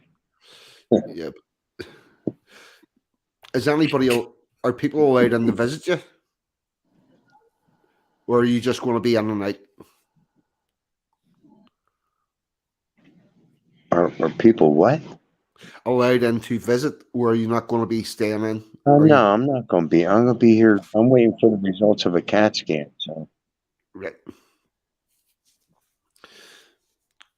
Out of curiosity, did you arrive up at like the emergency department? yeah, How long did it take you to get seen? it took me about 20 minutes to be seen. So 20 Or minutes. in the UK, 13 hours. Yep. 13 hours in the UK, Jimmy. Generally speaking, if we rock up an accident emergency, it's 13 hours or thereabouts before you actually get seen, let alone have any actual treatment. 13 hours if you're lucky. Yeah, 2 days for an ambulance, 13 hours to Yeah, get I seen mean, in I've been A&E. here about an hour and a half, but they did some tests. And I got a CAT scan. I went into that machine.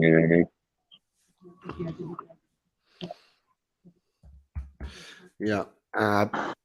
Did anybody see the video of the fucking Extinction Rebellion blocking the motorways? The ambulance couldn't get a lady to the hospital who had a minor stroke, and she lay in the back of the hospital or in the ambulance for 6 hours. It's like an And echo. her stroke got worse. Now she's a cripple. No, to be fair, she wasn't laying in the back of an ambulance. She was in a car. Well, what's she? And the hers. I got to go. Right. Okay. To be fair, what happened was her son phoned the ambulance. The ambulance says it couldn't get there. It would be quicker if you could take her to hospital yourself. He tried to take her to hospital, ended up in a traffic jam, and because he was in a traffic jam, emergency service couldn't get to him. And obviously, in a traffic jam, the cars arrived behind you, so he couldn't even go back the way that he came. So he was left stuck sitting there. Not good. And extinction of I blame the police for that, because the police shouldn't have allowed the protest on the motorway to go on for that length of time. They should have just moved them and cleared them out. 42. The English police are cooks. They are soy boys, literally soy boys. They went into a town the day trying to fucking take out fucking illegal immigrants, and everybody fucking joined in London. And you can't take them, you can't take them, you can't take them. And they shipped in fucking hundreds of cops. Yet the three fuckers are still here. Yeah, but Yeah. But here's the thing. See, whenever they want to move on patriotic alternative or anything like that, or if they have football supporters they need to move or whatever, they manage that. They're cooks whenever they want to be. Yep, no bother. It's like a Black Lives Matter fucking protest in London when they were trying to tear down fucking Winston Churchill's statue. Don't get me wrong, guys. I don't agree with Winston Churchill. Winston Churchill was funded by the small hats, the same as Boris Johnson. I think I'll find that Winston Churchill was paid by the British public in his role as Prime Minister. I think you'll find that that's who paid his wages. In Minecraft. Yeah, in Minecraft. But Mr.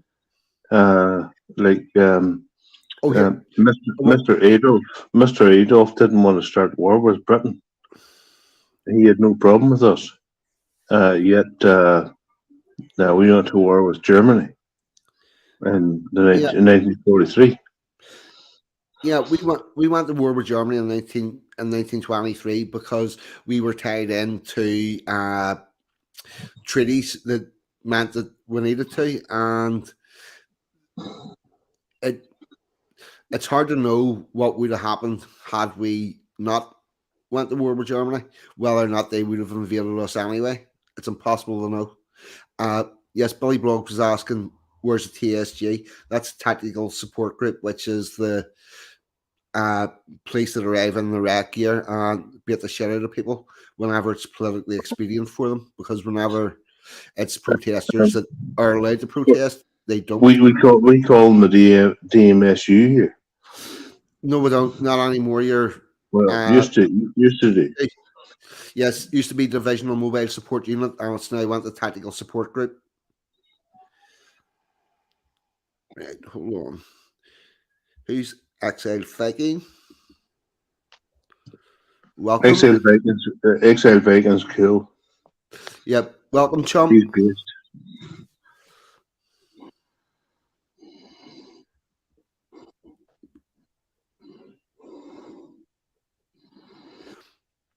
MSG's fucking triple. I had this problem with Exile. He couldn't get his audio working for some reason. Came in the chat, but couldn't get the audio working. We had that earlier on, didn't we, with Rory? I don't know what. Do you think it could be certain devices if they're on like phones or something that sort of bollocks his shit up? That's a technical term, by the way. I totally think it is, because the other thing is, StreamYards is funny with which internet browser you use, because I use StreamYard through Chrome, but it won't work. I'm on an Apple device, and my default browser will not work StreamYards at all. And there's another one, I can't remember what it is, but it would sort of work it. Right. But XL, will you Good evening. Can you guys hear me? Yes, yes, we can. Oh, perfect. Yeah, my microphone was playing up as you were saying, but I'm actually right now just using my mobile phone, so it's probably not the best. You're coming through loud and clear. All right. Well, I heard what you were saying there about all these idiots with the Extinction Rebellion blocking the roads. Well, I actually saw some of them today in my local square, but they were walking around with banners, so there must have been some kind of protest outside Glasgow, but I don't know where it was because normally I hear about these things. But they were still making me flipping mad. I really wanted to swing for them, but unfortunately there was police everywhere, so that was a no-no. You probably find laughing at them has a better outcome. Oh, I've done plenty of that. I've called them useful idiots, but they just seem to walk on like I wasn't there, and they seem to love the attention no matter what you do. Some of them, I think, are masochists because some have been hit, and it doesn't seem to do anything to them. You should have hit them in the right place. Yeah, I know. Unfortunately, there's too many. Yeah, too many idiots around him who would be more than happy to jump on me and beat the crap out of me. Yeah. Anyway, guys, I'm gonna jump out and let Exile Viking have his time. Okay, Rex. Thanks very much for coming on, and I'll send you that in Telegram, and I'll see you tomorrow evening. All the best, brother. Remember, everybody, 42 is hosting my channel tomorrow night. Yeah. From 7 o'clock to half deviant. Yes, I'm on the noise tip again. For posting a video of American people shooting guns badly.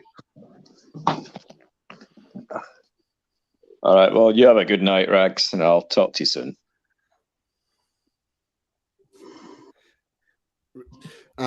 So, Axel, you're from Glasgow then, did you say? I'm based in Glasgow, but I was born and raised in Denmark till I was 12 years old. That's why I have a mixture of an accent. What was it like? What was it like growing up in Denmark? Well, it was just how to describe it. Well, it was very windy, very wet. Well, I was up in the middle of the country, quite into the countryside area, so it was quite much like Scotland, 4 seasons in one day if you were lucky, and sometimes you would get nice hot established summers, but it was just like UK weather, plus very expensive and quite frankly pretty boring where I was living, because all the more exciting stuff was in the capital of Copenhagen, but I was quite far away from there, so it wasn't really a regular thing we were going over there. It was just occasionally, because most of my relatives lived in and around Silkeborg, where I grew up. Was that quite rural? Relatively rural, yeah. It's a small, people say it's a city, but it's actually a fairly large town, but it had a population of about maybe 70,000 people, but it didn't really feel that large. I mean, again, we're talking early 90s, and it was 1997 when I came to the UK. So I really didn't know much until I hit the city, and then I started to realize what I had been missing out. And then I decided countryside, rural living is not for me. Not just now, anyway, but maybe when I'm older. We have a place in Northern Ireland that has just been given city status that was probably half the size of where you lived. It's now the city of Bangor, and it's fucking laughable. I've heard of that place, yeah. And not only that, I mean the place itself. We would have went there. The train stops there, and whenever I was a kid, we would have went there, and there was like nice seafront shops, and there was ice cream places and fish and chip places, but they're all closed. No, was that before the pandemic or? or just since? Oh no, it was like that before the pandemic. It's Oh, you know, it just looks thundering in, you know, and the three landmarks that they talked about whenever they made it a city are all like defunct and closed. It's yeah. madness.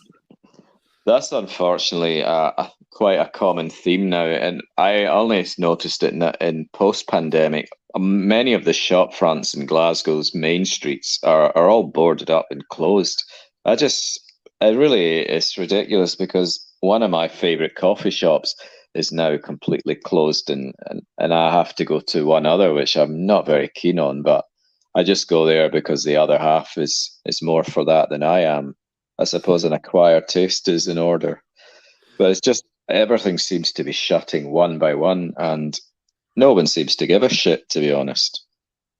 Yeah, the town centres in right across the UK, they went from individual shops that would have sold interesting stuff or different things to charity shops to closed.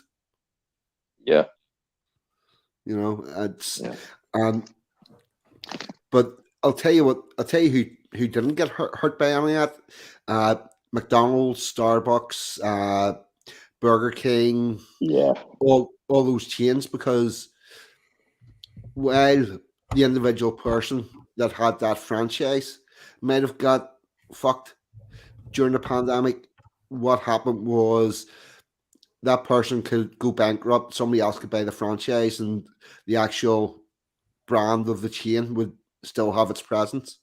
yeah. That's the thing I noticed. All these American companies are all left unscathed. It's mostly the British and European companies which have folded. I'm I'm guessing that some of the European companies closed because of Brexit. Just they decided to take their business out of the UK as a spiteful gesture. It's just this. It's just I feel that there are more things will close, and in their places pop up all these Chinese nail bars, um, cheap shops owned by Asian people who sell cheap Drugs. rubbish made in China, all the usual, and the souvenir shops run by Asian people. Yeah, Yeah. but they're all fronts, aren't they? We know that for a fact. We know what they are Oh, fronting for because oh, I they completely before they agree, have to then. file a year's tax returns, they change into something else. But that's been known now for a number of years. But one of the big death knells to the high street as we used to know it as individual, like in different towns and that Uh-huh. was we used to have supermarkets. So you'd have Tesco's, you'd have Asda, you'd have Sainsbury's and all that lot. But what actually killed the high street was when those supermarkets became sort of supermassive supermarkets. So supermarkets no longer supermarkets killed a lot of local fruiters, a lot of local butchers, a lot of local cheese merchants, that kind of thing. Yeah. But then, they weren't satisfied with that. The likes of your John Sainsbury's and your Tesco group and that. So then they expanded their portfolio to include things like televisions. So all of the household goods, so televisions, furnitures, furnishings. And that had an absolute direct impact because people not only could go in and buy a pint of milk, you could buy a 45-inch screen television and that kind of thing. So that really slammed into the normal high street where you would normally have like an electronics shop, a dedicated sort of TV, like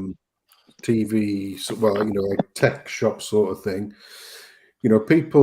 People are creatures of habit. They'll say, oh, and also because the likes of Tesco's had such marketing buying power, they could also buy in job lots, tens of thousands of units from Samsung and Sony, etc., at a fantastically reduced price, which they could then pass on to their customers, knowing full well that they would squeeze the rest of the competition out. And I never saw any more greater example of that in my hometown of Stoke, down in the Midlands there, because the big sort of town centre in Stoke, because Stoke's a city, but it's a sprawling city made up of 5 towns, and the main sort of town in Stoke, the shopping commercial centre side, where people used to go to do the shopping, and it actually had its own shopping centre, the Pottery Shopping Centre, believe it or not. And people used to go there because you could get a bit of everything. There were all kinds of different shops. There were different fashion shops, there were different electronic shops and all that. But as soon as the big supermarkets started to diverge into covering a lot of those bases as well, like I say, people thought, well, there's no point in going, because, and also a lot of these hypermarkets ended up on business parks, so they're off the main throw. So people would say, oh, well, there's no point going to Hanley to buy a telly, or going to Hanley to get, CDs and videos or whatever I was going to buy, because I can get them at Tesco's now. And it killed the high street. And now what you find is what I refer to as the great triumvirate of shops, whereby you've got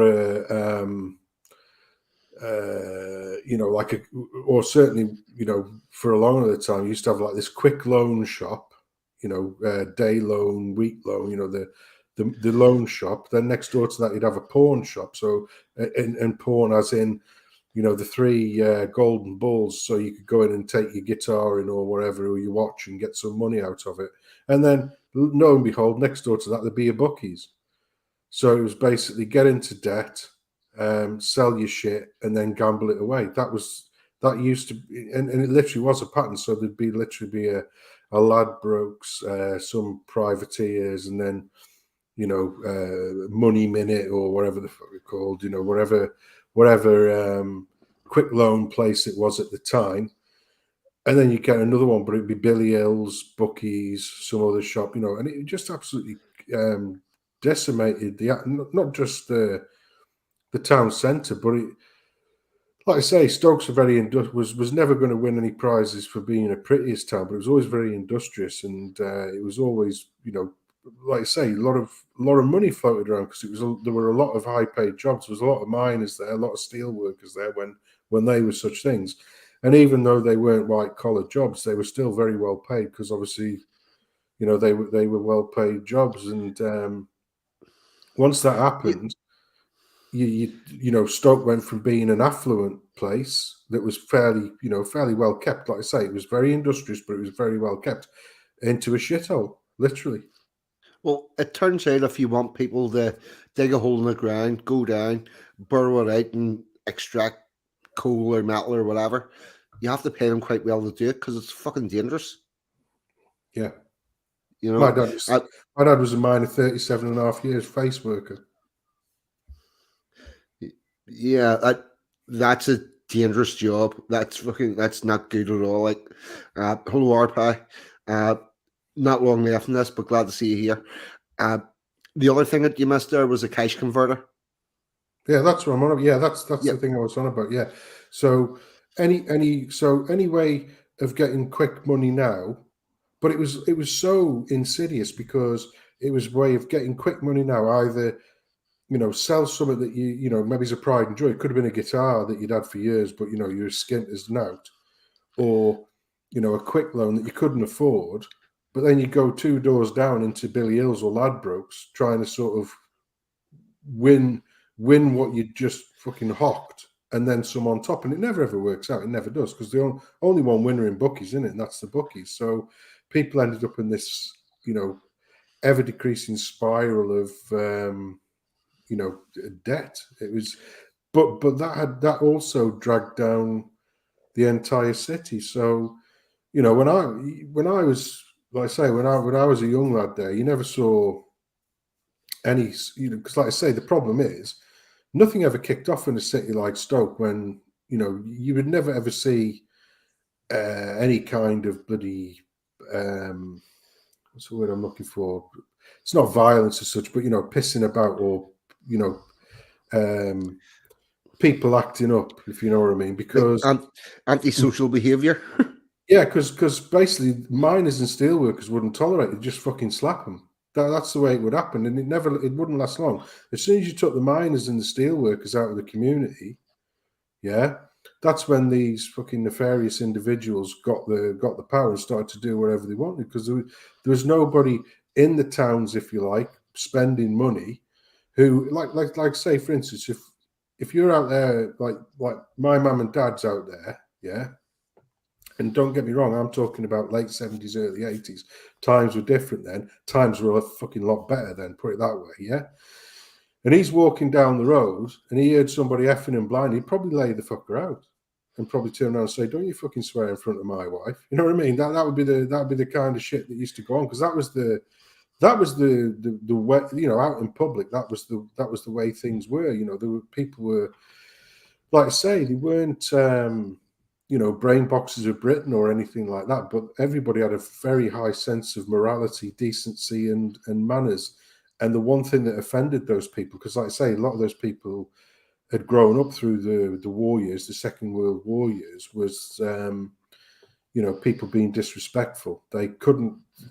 My mum and dad's generation, that was slightly before the boomer generation, hated nothing more than disrespect. You know, I was always brought up, you respect your elders, respect your teachers, you know, don't ever bring a policeman to my door. Do you know what I mean? That was the kind of shit that you used to get, and we were a lot better for it.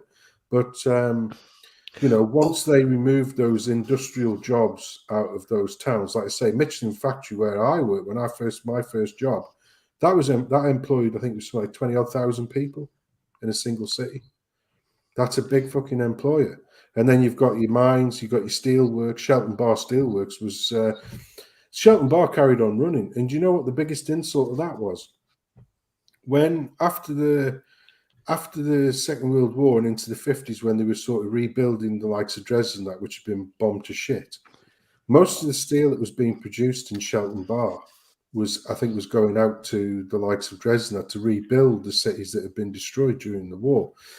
And then when Shelton Bar was in its sort of last flashes of being a thing, they ended up just being a steel press for steel that was actually being made in Dresden. So, or that was the story, that was the tale.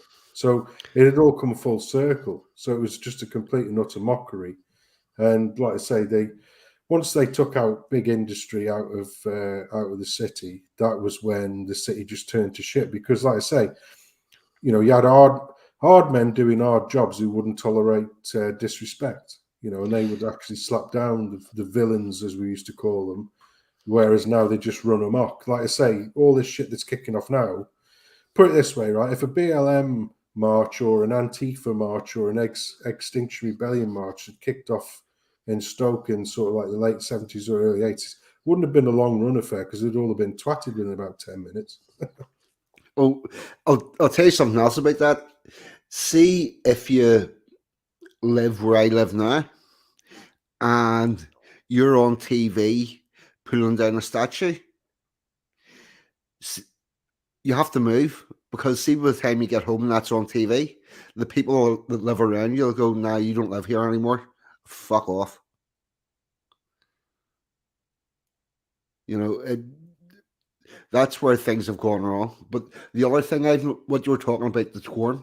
See, whenever I was growing up, it was the adults that lived in the street were Mr. Whatever, Mrs. Whatever, and your mother's brothers and sisters and your father's brothers and sisters were Auntie Sue, Uncle John, and I seen this coming through with American TV programs where kids were calling aunts and uncles just by their first name and taking the aunt and uncle out of it, and were addressing adults by their first name and not Mr. Whatever.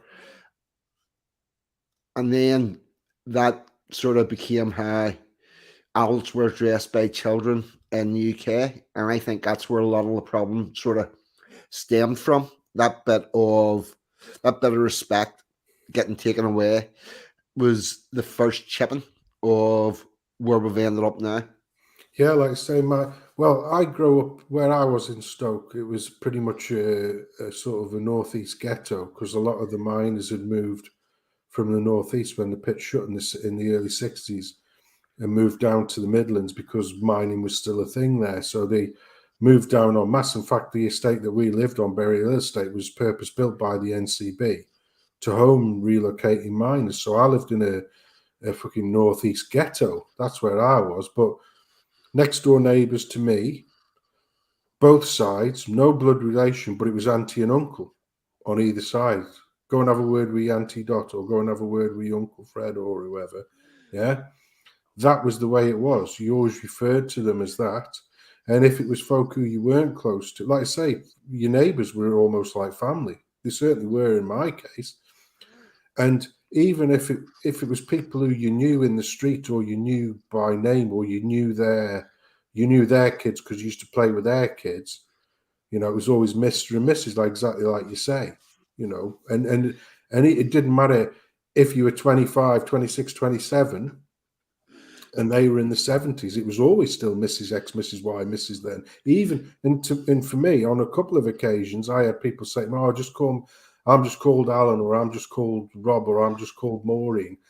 I always say, "No, I'll always call you Mrs. X or Mr. Y." You know what I mean? Because it was a form of respect. Like I say, once that respect was forced out of our country, then out of our the city, it just degraded from there. That's my genuine, honest opinion.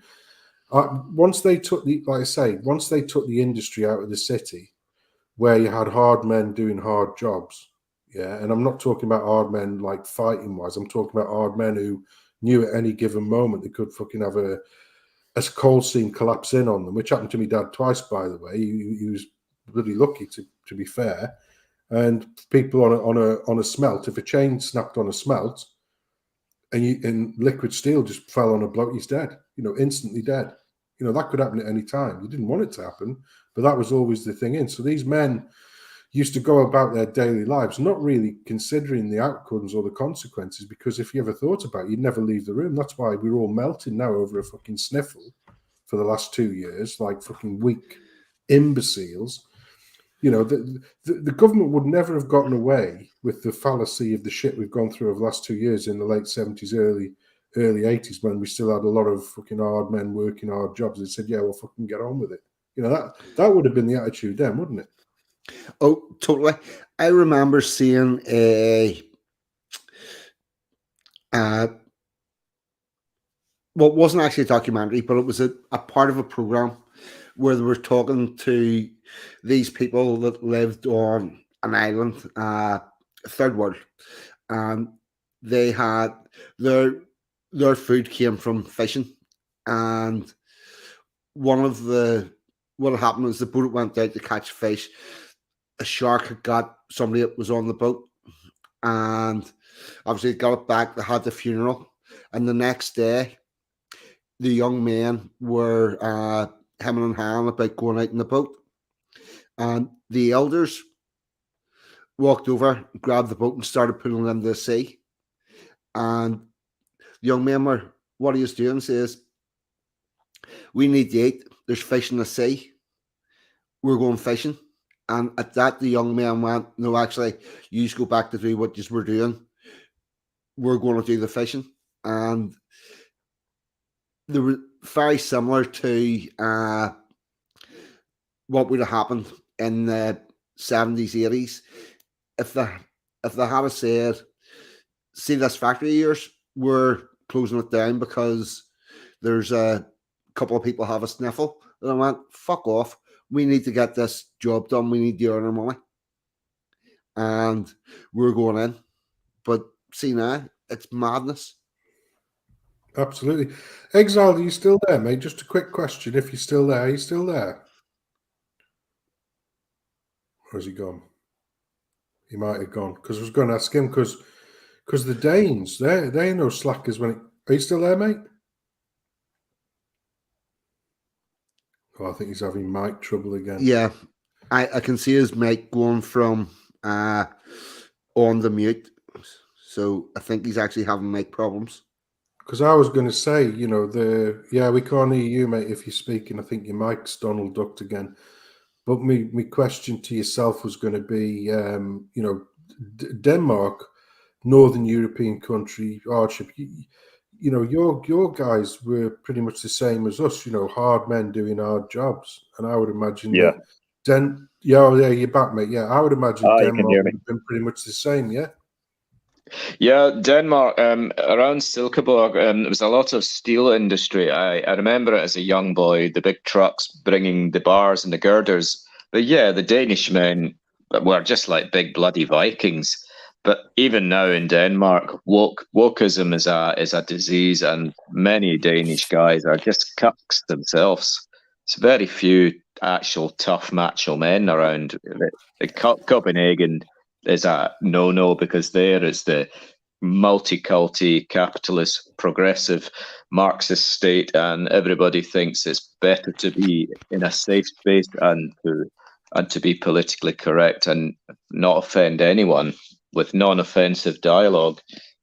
It's ridiculous. But in Silkeborg and smaller places, you still get more of the traditional mindset. So they just speak their mind, and they're not intentionally going out to offend anybody, unless people give them a reason, and then they will be offensive, if that makes sense. Yeah, Yeah. Yeah. Sorry, Yeah. mate. I was just going to say, like, my nobody in the circles of the people who I knew when I was growing up went looking for trouble. But the difference was they wouldn't fucking shy away from it if it really says it didn't. Like I say, we got to think on my dad's generation, because my dad was born 1937. So his generation, when he grew up, he actually learned boxing at school. It was part of PE. So when he came through to the ranks, and like I say, he was minor and whatnot, and you got somebody lipping off or mouthing off, he'd tell them to sling the hook or whatever. And if they got mouthy, you just fucking lay them out. I haven't got that skill. I'm the first to admit it. I'm fucking useless. But he was pretty handy. He was, my dad's weight never changed. He was always the same weight all the way through his life.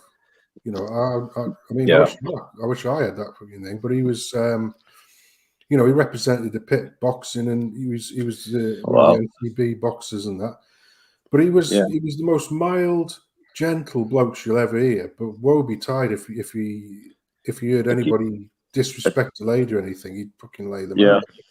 But I believe that was the same everywhere. In every country in Europe, men were prepared to punch you or lay you for six if you so much as disrespect them or other people around them, and especially towards women.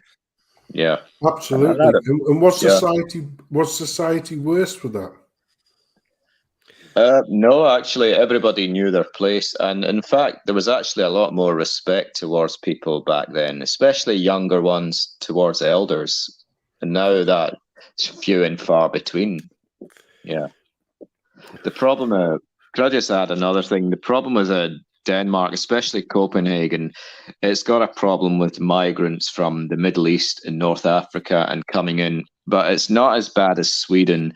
But my point is, they're very disrespectful to everyone they perceive as easy, and even then, the police are just woke douchebags who do nothing. I've seen it with my own eyes, and I even asked a policeman in Copenhagen, "Are you not going to deal with that guy over there? He's took money from that shop and he's pushing that out." Well, nothing really we can do because we didn't actually see the incident. We can only wait till we see him do something, and I just saw pathetic. It just was such a cop out, to be honest. But if that had been a white guy or a Danish person, the police would have rugby tackled him to the ground and they would have arrested him. It really boils my blood. Yeah. I think a lot of this comes down to back then, even in my generation, we used to have the immigrants that we have coming in have got a honor culture, whereby if they see somebody has slighted them, that's up to them to deal with it themselves. Yeah. And somewhere along the way, we went to appeal to authority culture, whereby if somebody slights you, what you have to do is started off with a teacher. You tell the teacher. Then it went, you tell the police. And the people we have coming in are not of that culture, don't respect that culture, and see it as weak and soft. That's it. They're a completely different kettle of fish. And to them, a lot of them come from a culture where they believe in an eye for an eye. Yeah. Well, Denmark, they do actually surprisingly deport a lot of foreign criminals, but every time I've been over there, I see more and more African migrants, I see gypsies, and I see people who really do not belong there and have no value or anything positive to give to the country. To me, they're a detriment to the societies that they infest. But hey, unfortunately, Denmark, being part of the EU, has to basically do what the EU tells them. But I do have spoken to many Danes, and they have said if the referendum was there, they know that many people would vote like the UK did to leave the EU, or at least to seriously curtail the powers of the EU. But we know that's never going to happen unless the EU itself collapses and everybody goes back to sovereign nations with their own currencies once more. Actually, talking about the EU brings me back to what I was talking about earlier about the smoking bans, because that came out of the EU and basically Germany. And whenever I went to Berlin, which would be about 7 years ago, arrived in Berlin, off the plane, it was about 10 o'clock in the evening, into a taxi, got to my hotel, dropped my bags off, and decided to walk down to the Brandenburg Gate. And the first bar I hit on the way between the two places, went in, there's ice trays on the bar counter. And I was like, what the fuck? And everybody's in the bar smoking. And it was like, you know, I thought this was banned everywhere, but obviously it wasn't banned in Berlin. And it was actually a bit of a mind fuck, because with having been in the UK for so long, having to go outside or go somewhere else to smoke, it was very strange sitting at the bar drinking a pint and smoking a cigarette at the same time. Totally. If you're not used to it, yeah, it's quite a shock to anybody. Yeah, but having said that, it's exactly what I grew up with. Yeah. Well, I remember when you could smoke in pubs, but of course, when I started going to pubs, it was just a few years short of the smoking ban in Scotland. So I used to smoke in the Students' Union, but then I became used to non-smoking. So I have been in Croatia where you could smoke in the pubs, and that was quite a surprise to me. I was like, wow, here they don't follow EU guidelines. But in fact, I don't believe that they're in the EU that time, but they're as more relaxed, liberal as I remember things used to be, and good on them. But I remember whenever I was growing up, people smoked in the buses. Yeah, I've upstairs, but in the upstairs part, yes. Oh fuck! Where I lived, it was upstairs on a double decker, or right at the back on a single decker. Yeah. I actually don't remember that much, but I know people used to go up to the back upstairs and smoke. Yeah, that's just what I was made to believe, but I never did it. No, whenever I was a kid, like not kids, adults, would have just smoked wherever they were sitting on the bus. There was no like section. I think there was a bit of going up and going to the back if you were like underage. But like it was just common to see people on a bus smoking. You know, and yeah, it's not even that I'm thinking that everybody should have a right to smoke everywhere. It's more a this was just imposed upon us and nobody fought back. And absolutely. I think that was where the governments found out they could do whatever the fuck they wanted with us. Oh, of course. I do remember the smoking ban was initiated 1 year before England, and then England, some parts kicked up a stink, but then it was very quickly forgotten about, and they just got on with it. But you're right there. There was no backlash or anything against it. It just went ahead, and the government from that moment on knew that they could do what they wanted because nobody would dare challenge it. For some reason, they're just too scared because, as we said earlier, there's no more real hard men anymore, or people who would actually make a point and possibly get the governments to rethink these stupid new laws. Just a theory. Yeah, they have generally picked things that people won't band together on. Although what I've also noticed is the different ways that different protest groups have been treated. Yeah. They're like Yeah. there's a very marked difference between what happens with BLM, Extinction Rebellion, and Indigenous British that are protesting about something that's important to them.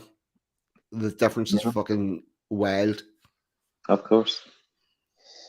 Well, as we all know, the government and the country always panders to the very loud minority. The majority, they don't give a shit about them, as we've clearly seen over the last few years. You know, Yeah. I think I would almost go as far as to say that BLM and Extinction Rebellion and CND before them, they have allowed that because it's the direction they actually want to go, and then they use that the people are on the streets as an excuse to bring in the policies that they actually wanted anyway. Mm-hmm. I agree. You know, protest against something that they actually don't want to do, and that's where you do find the tactical support unit coming out. Yeah, that's true. No, I've just seen it that it seems one law for them, one law for us. And if we say or do the wrong thing, they don't hesitate to bring out the riot shields and all the rubber bullets.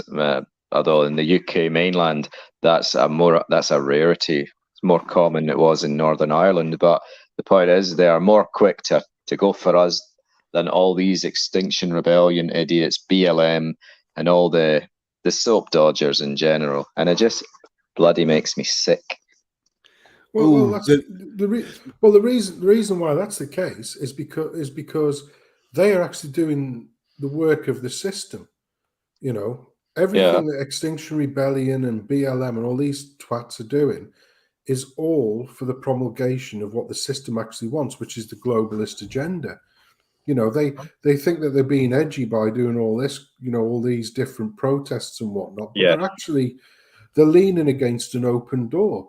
All you have to do is go back, you know, this time last year when we had the lockdown protests, you know, the week before, literally, well, a month ago, like May of last year, was in the full pomp of the fucking gut spilling over Groyd Floyd over in America, which is fuck all to do with us, but it's nothing to do with us, and yet it spilt over here.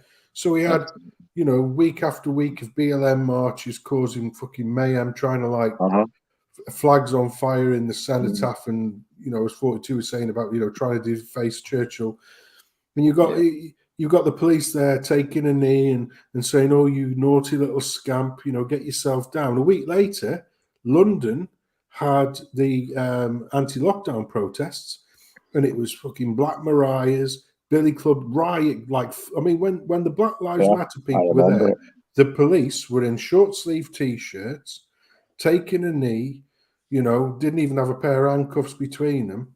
The following week, you didn't see a policeman that didn't have fucking full riot gear on, did you?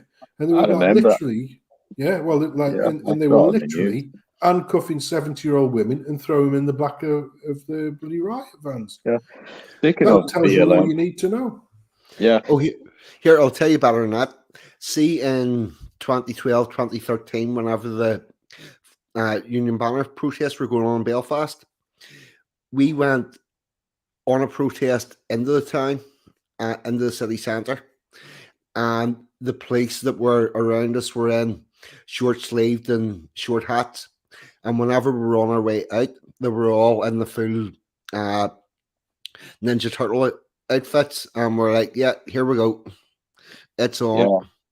And, well, basically, the BLM, they're all the useful idiots for the state, and they don't realise they're being shafted. The one thing I am sad about is I've had in my possession the 3, possibly 4 types of rubber bullets that are used. Going back to the very old ones that were very thick and had a point on them and were actual rubber, through to the ones that are used now, which are like hardened plastic and basically like an old HP7 battery. And for whatever reason, they've went missing, got lost throughout the years. But I would love to have them all together as like a, you know, a compilation of. Oh, like a wee collection. Yeah, the different types going through the progression of how the batting rounds have actually changed. Yeah. Yeah, like they were all free because we're laying on the street. And yet, some collectors pay a lot of money just to have these with the empty shell on their shell, like flat nose, pointed ones. I've seen the ones that you're talking about. Yeah, but I'm happy to say I've never been hit by a rubber bullet, and I'm not in a hurry to find out how they feel. I have been tear gassed though, and that was bad enough. That was in France by accident, passing one of the yellow vest protests near the Arc de Triomphe, and I ended up walking into a cloud of tear gas. But there were rubber bullets lying on the ground of the flat nose variety, but I've never been hit by one, fortunately. You tend to find that the people who actually get hit with rubber bullets are people on their first rat. On their what? Sorry, their first what? I didn't. Their first rat. Yeah. Uh-huh. The people that get hit by rubber bullets tend to be people that have done something a little bit stupid and been where they shouldn't actually have been. And by their second rat, they've had a better idea about how to go about it. Yeah, the thing with the rubber bullet, I know that they can break bones. If they don't kill you by hitting a vital place, they can certainly break bones. And they are bloody dangerous, but obviously they're designed for a reason, to stop rioters. Well, the way they're supposed to be used is they're supposed to be fired at the ground in front of the person. Absolutely. So it hits the ground and kicks up, and it takes some of the power out of it, but it'll still break your bone. There was there was a guy from America, from Norway, who was killed by a rubber bullet in Belfast, and there was a whole big kick up, and they were trying to say that it shouldn't have happened and how bad the British Army were to him. And then the photographs came out, and you could see him. He was, again, an American, was doing something he shouldn't have been doing. They bring people over from Norway and they put on like a show rat, and he'd left the billy club and decided to run straight up the ranks of the British Army, which nobody from Belfast would have done because it has predictable results. And you can see in the pictures him getting about 4 foot away from the army lines, and the arm coming up and the bat swinging, getting closer and closer, and then he just fucking flops. And he got hit square in the chest with a rubber bullet. Yeah. And well, he died. Well, I know that. I have seen that the tactic is not to fire directly at the crowd. It's either on the ground, as you described, or at a building adjacent to the crowd, so that it will bounce and hit a few of them in the crowd. But under the circumstances, I believe some officers either panic or they're just vindictive bastards, and they enjoy being sadistic. That was my impression with the French police, because a lot of them were just pointing and aiming, just shooting directly at the protesters, who, I might add, were actually not acting up in any way which would warrant being hit by a rubber bullet. But the police were just sadistic. Well, the French police have always had a reputation for that. It goes back then. John Dons have always had that sort of reputation, and although they're totally different with ethnic minorities. Yeah, that's true. That's a problem. I've seen it even on the Paris metro. A lot of these migrants, they just jump the barriers, and no one challenges them. And there's a security guard standing there, armed with a pistol on his hip. But if white people do it, which I've seen a few, it's all, "Hey, monsieur, monsieur," and words to the effect of, "You need to buy a ticket. Who do you think you are?"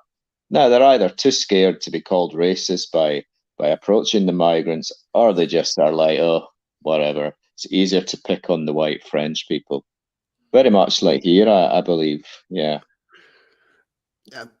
I'm not sure what's going on an hour at the moment. I've seen some sort of videos where there's been bits of fly shredding and stuff with the New Irish, who I don't know, somehow get this. The people that arrive in from sub-Saharan Africa Yeah. are Irish within 24 hours of being there. Oh, And yeah. yeah, I've heard but that before. right, yes. But here's the thing. See the people that have lived in Ulster for generations and Mhm. generations and actually predate the people that are now called the Irish. We're called planters. Yeah, I've heard that. Ragnar mentioned it one night in one of the streams. Yep, it refers to the plantation of Ulster. Yeah, that's it. Yeah. Right, but the thing about it is the Ulster Scots people predate the Irish people, and the plantation isn't really what it seems. There was big trouble in the northern part of Ireland because Ireland was all one country then, and their kith and kin from Scotland came over to help out, and that's the so-called plantation. Yeah. Yeah, I've heard them. I've read various articles about that, about the plantation of Ulster. A lot of people went there looking for their fame and glory, and a lot were actually sent because they were basically in the army, or they were basically had to go there because they were just not given an option. But yeah, I know of that they were there before the other lot. Yeah. Yeah. Right. People, it is 20 to 2, and I'm gonna start wrapping this up. So I'll go around, Sansom, Axel, give us a bit of a roundup or whatever, and then we'll get this wrapped up, and I'll find some music to play us out with. Okay. Sansom, do you wanna? No, mate, thanks for having us on. Like I say, I didn't want to leave you hanging, just in case, you know, Yeah. I know what Dead Air is like more than anybody else, because I've tried the old AMA type streams and folk are a little bit reticent to go on, which they shouldn't be. And I'm not a monster. I'll just bite them in the neck and drink the blood. You know, I'm not a monster. But yeah, it's been a great one, and I'm looking forward to the stream on your channel again, courtesy of Rags, and obviously he's got Jack on as well. So looking forward to that. Nice to finally get to speak to you in person, Exiled, and hopefully we'll do it again. Cheers again, 42. Thanks for having me on, mate. Yeah. And thanks for coming on, Sansom. And really enjoyed your company as always. Yeah, it's been great. Well, I just came on very late, and I more actually just invited myself on, but it's been always a pleasure to chat with like-minded people because they're so few and far between in the real world, and it just frustrates me sometimes that I have no one to chat to. So I'm always happy to come on and contribute any small way I can. So thank you. Well, it's been an absolute pleasure talking to you. Thank you very much. You're welcome. I'm going to find some music for playing us out. Right. Here we go. Oh, YouTube wants me to answer questions. None of the above. So, right. Get this paused. Back to start. Turn the sound off. And sure. As you can see, I'm very proficient with my technical bits and pieces. It works like shit. Here we go. I don't like them putting chemicals in the water that turn the friggin' frogs gay. Do you understand that? Turn the friggin' frogs gay. Serious crap. Gay. Frogs, friggin' frogs. It's not funny. I'm gonna say it real slow for you. Gay. Frogs.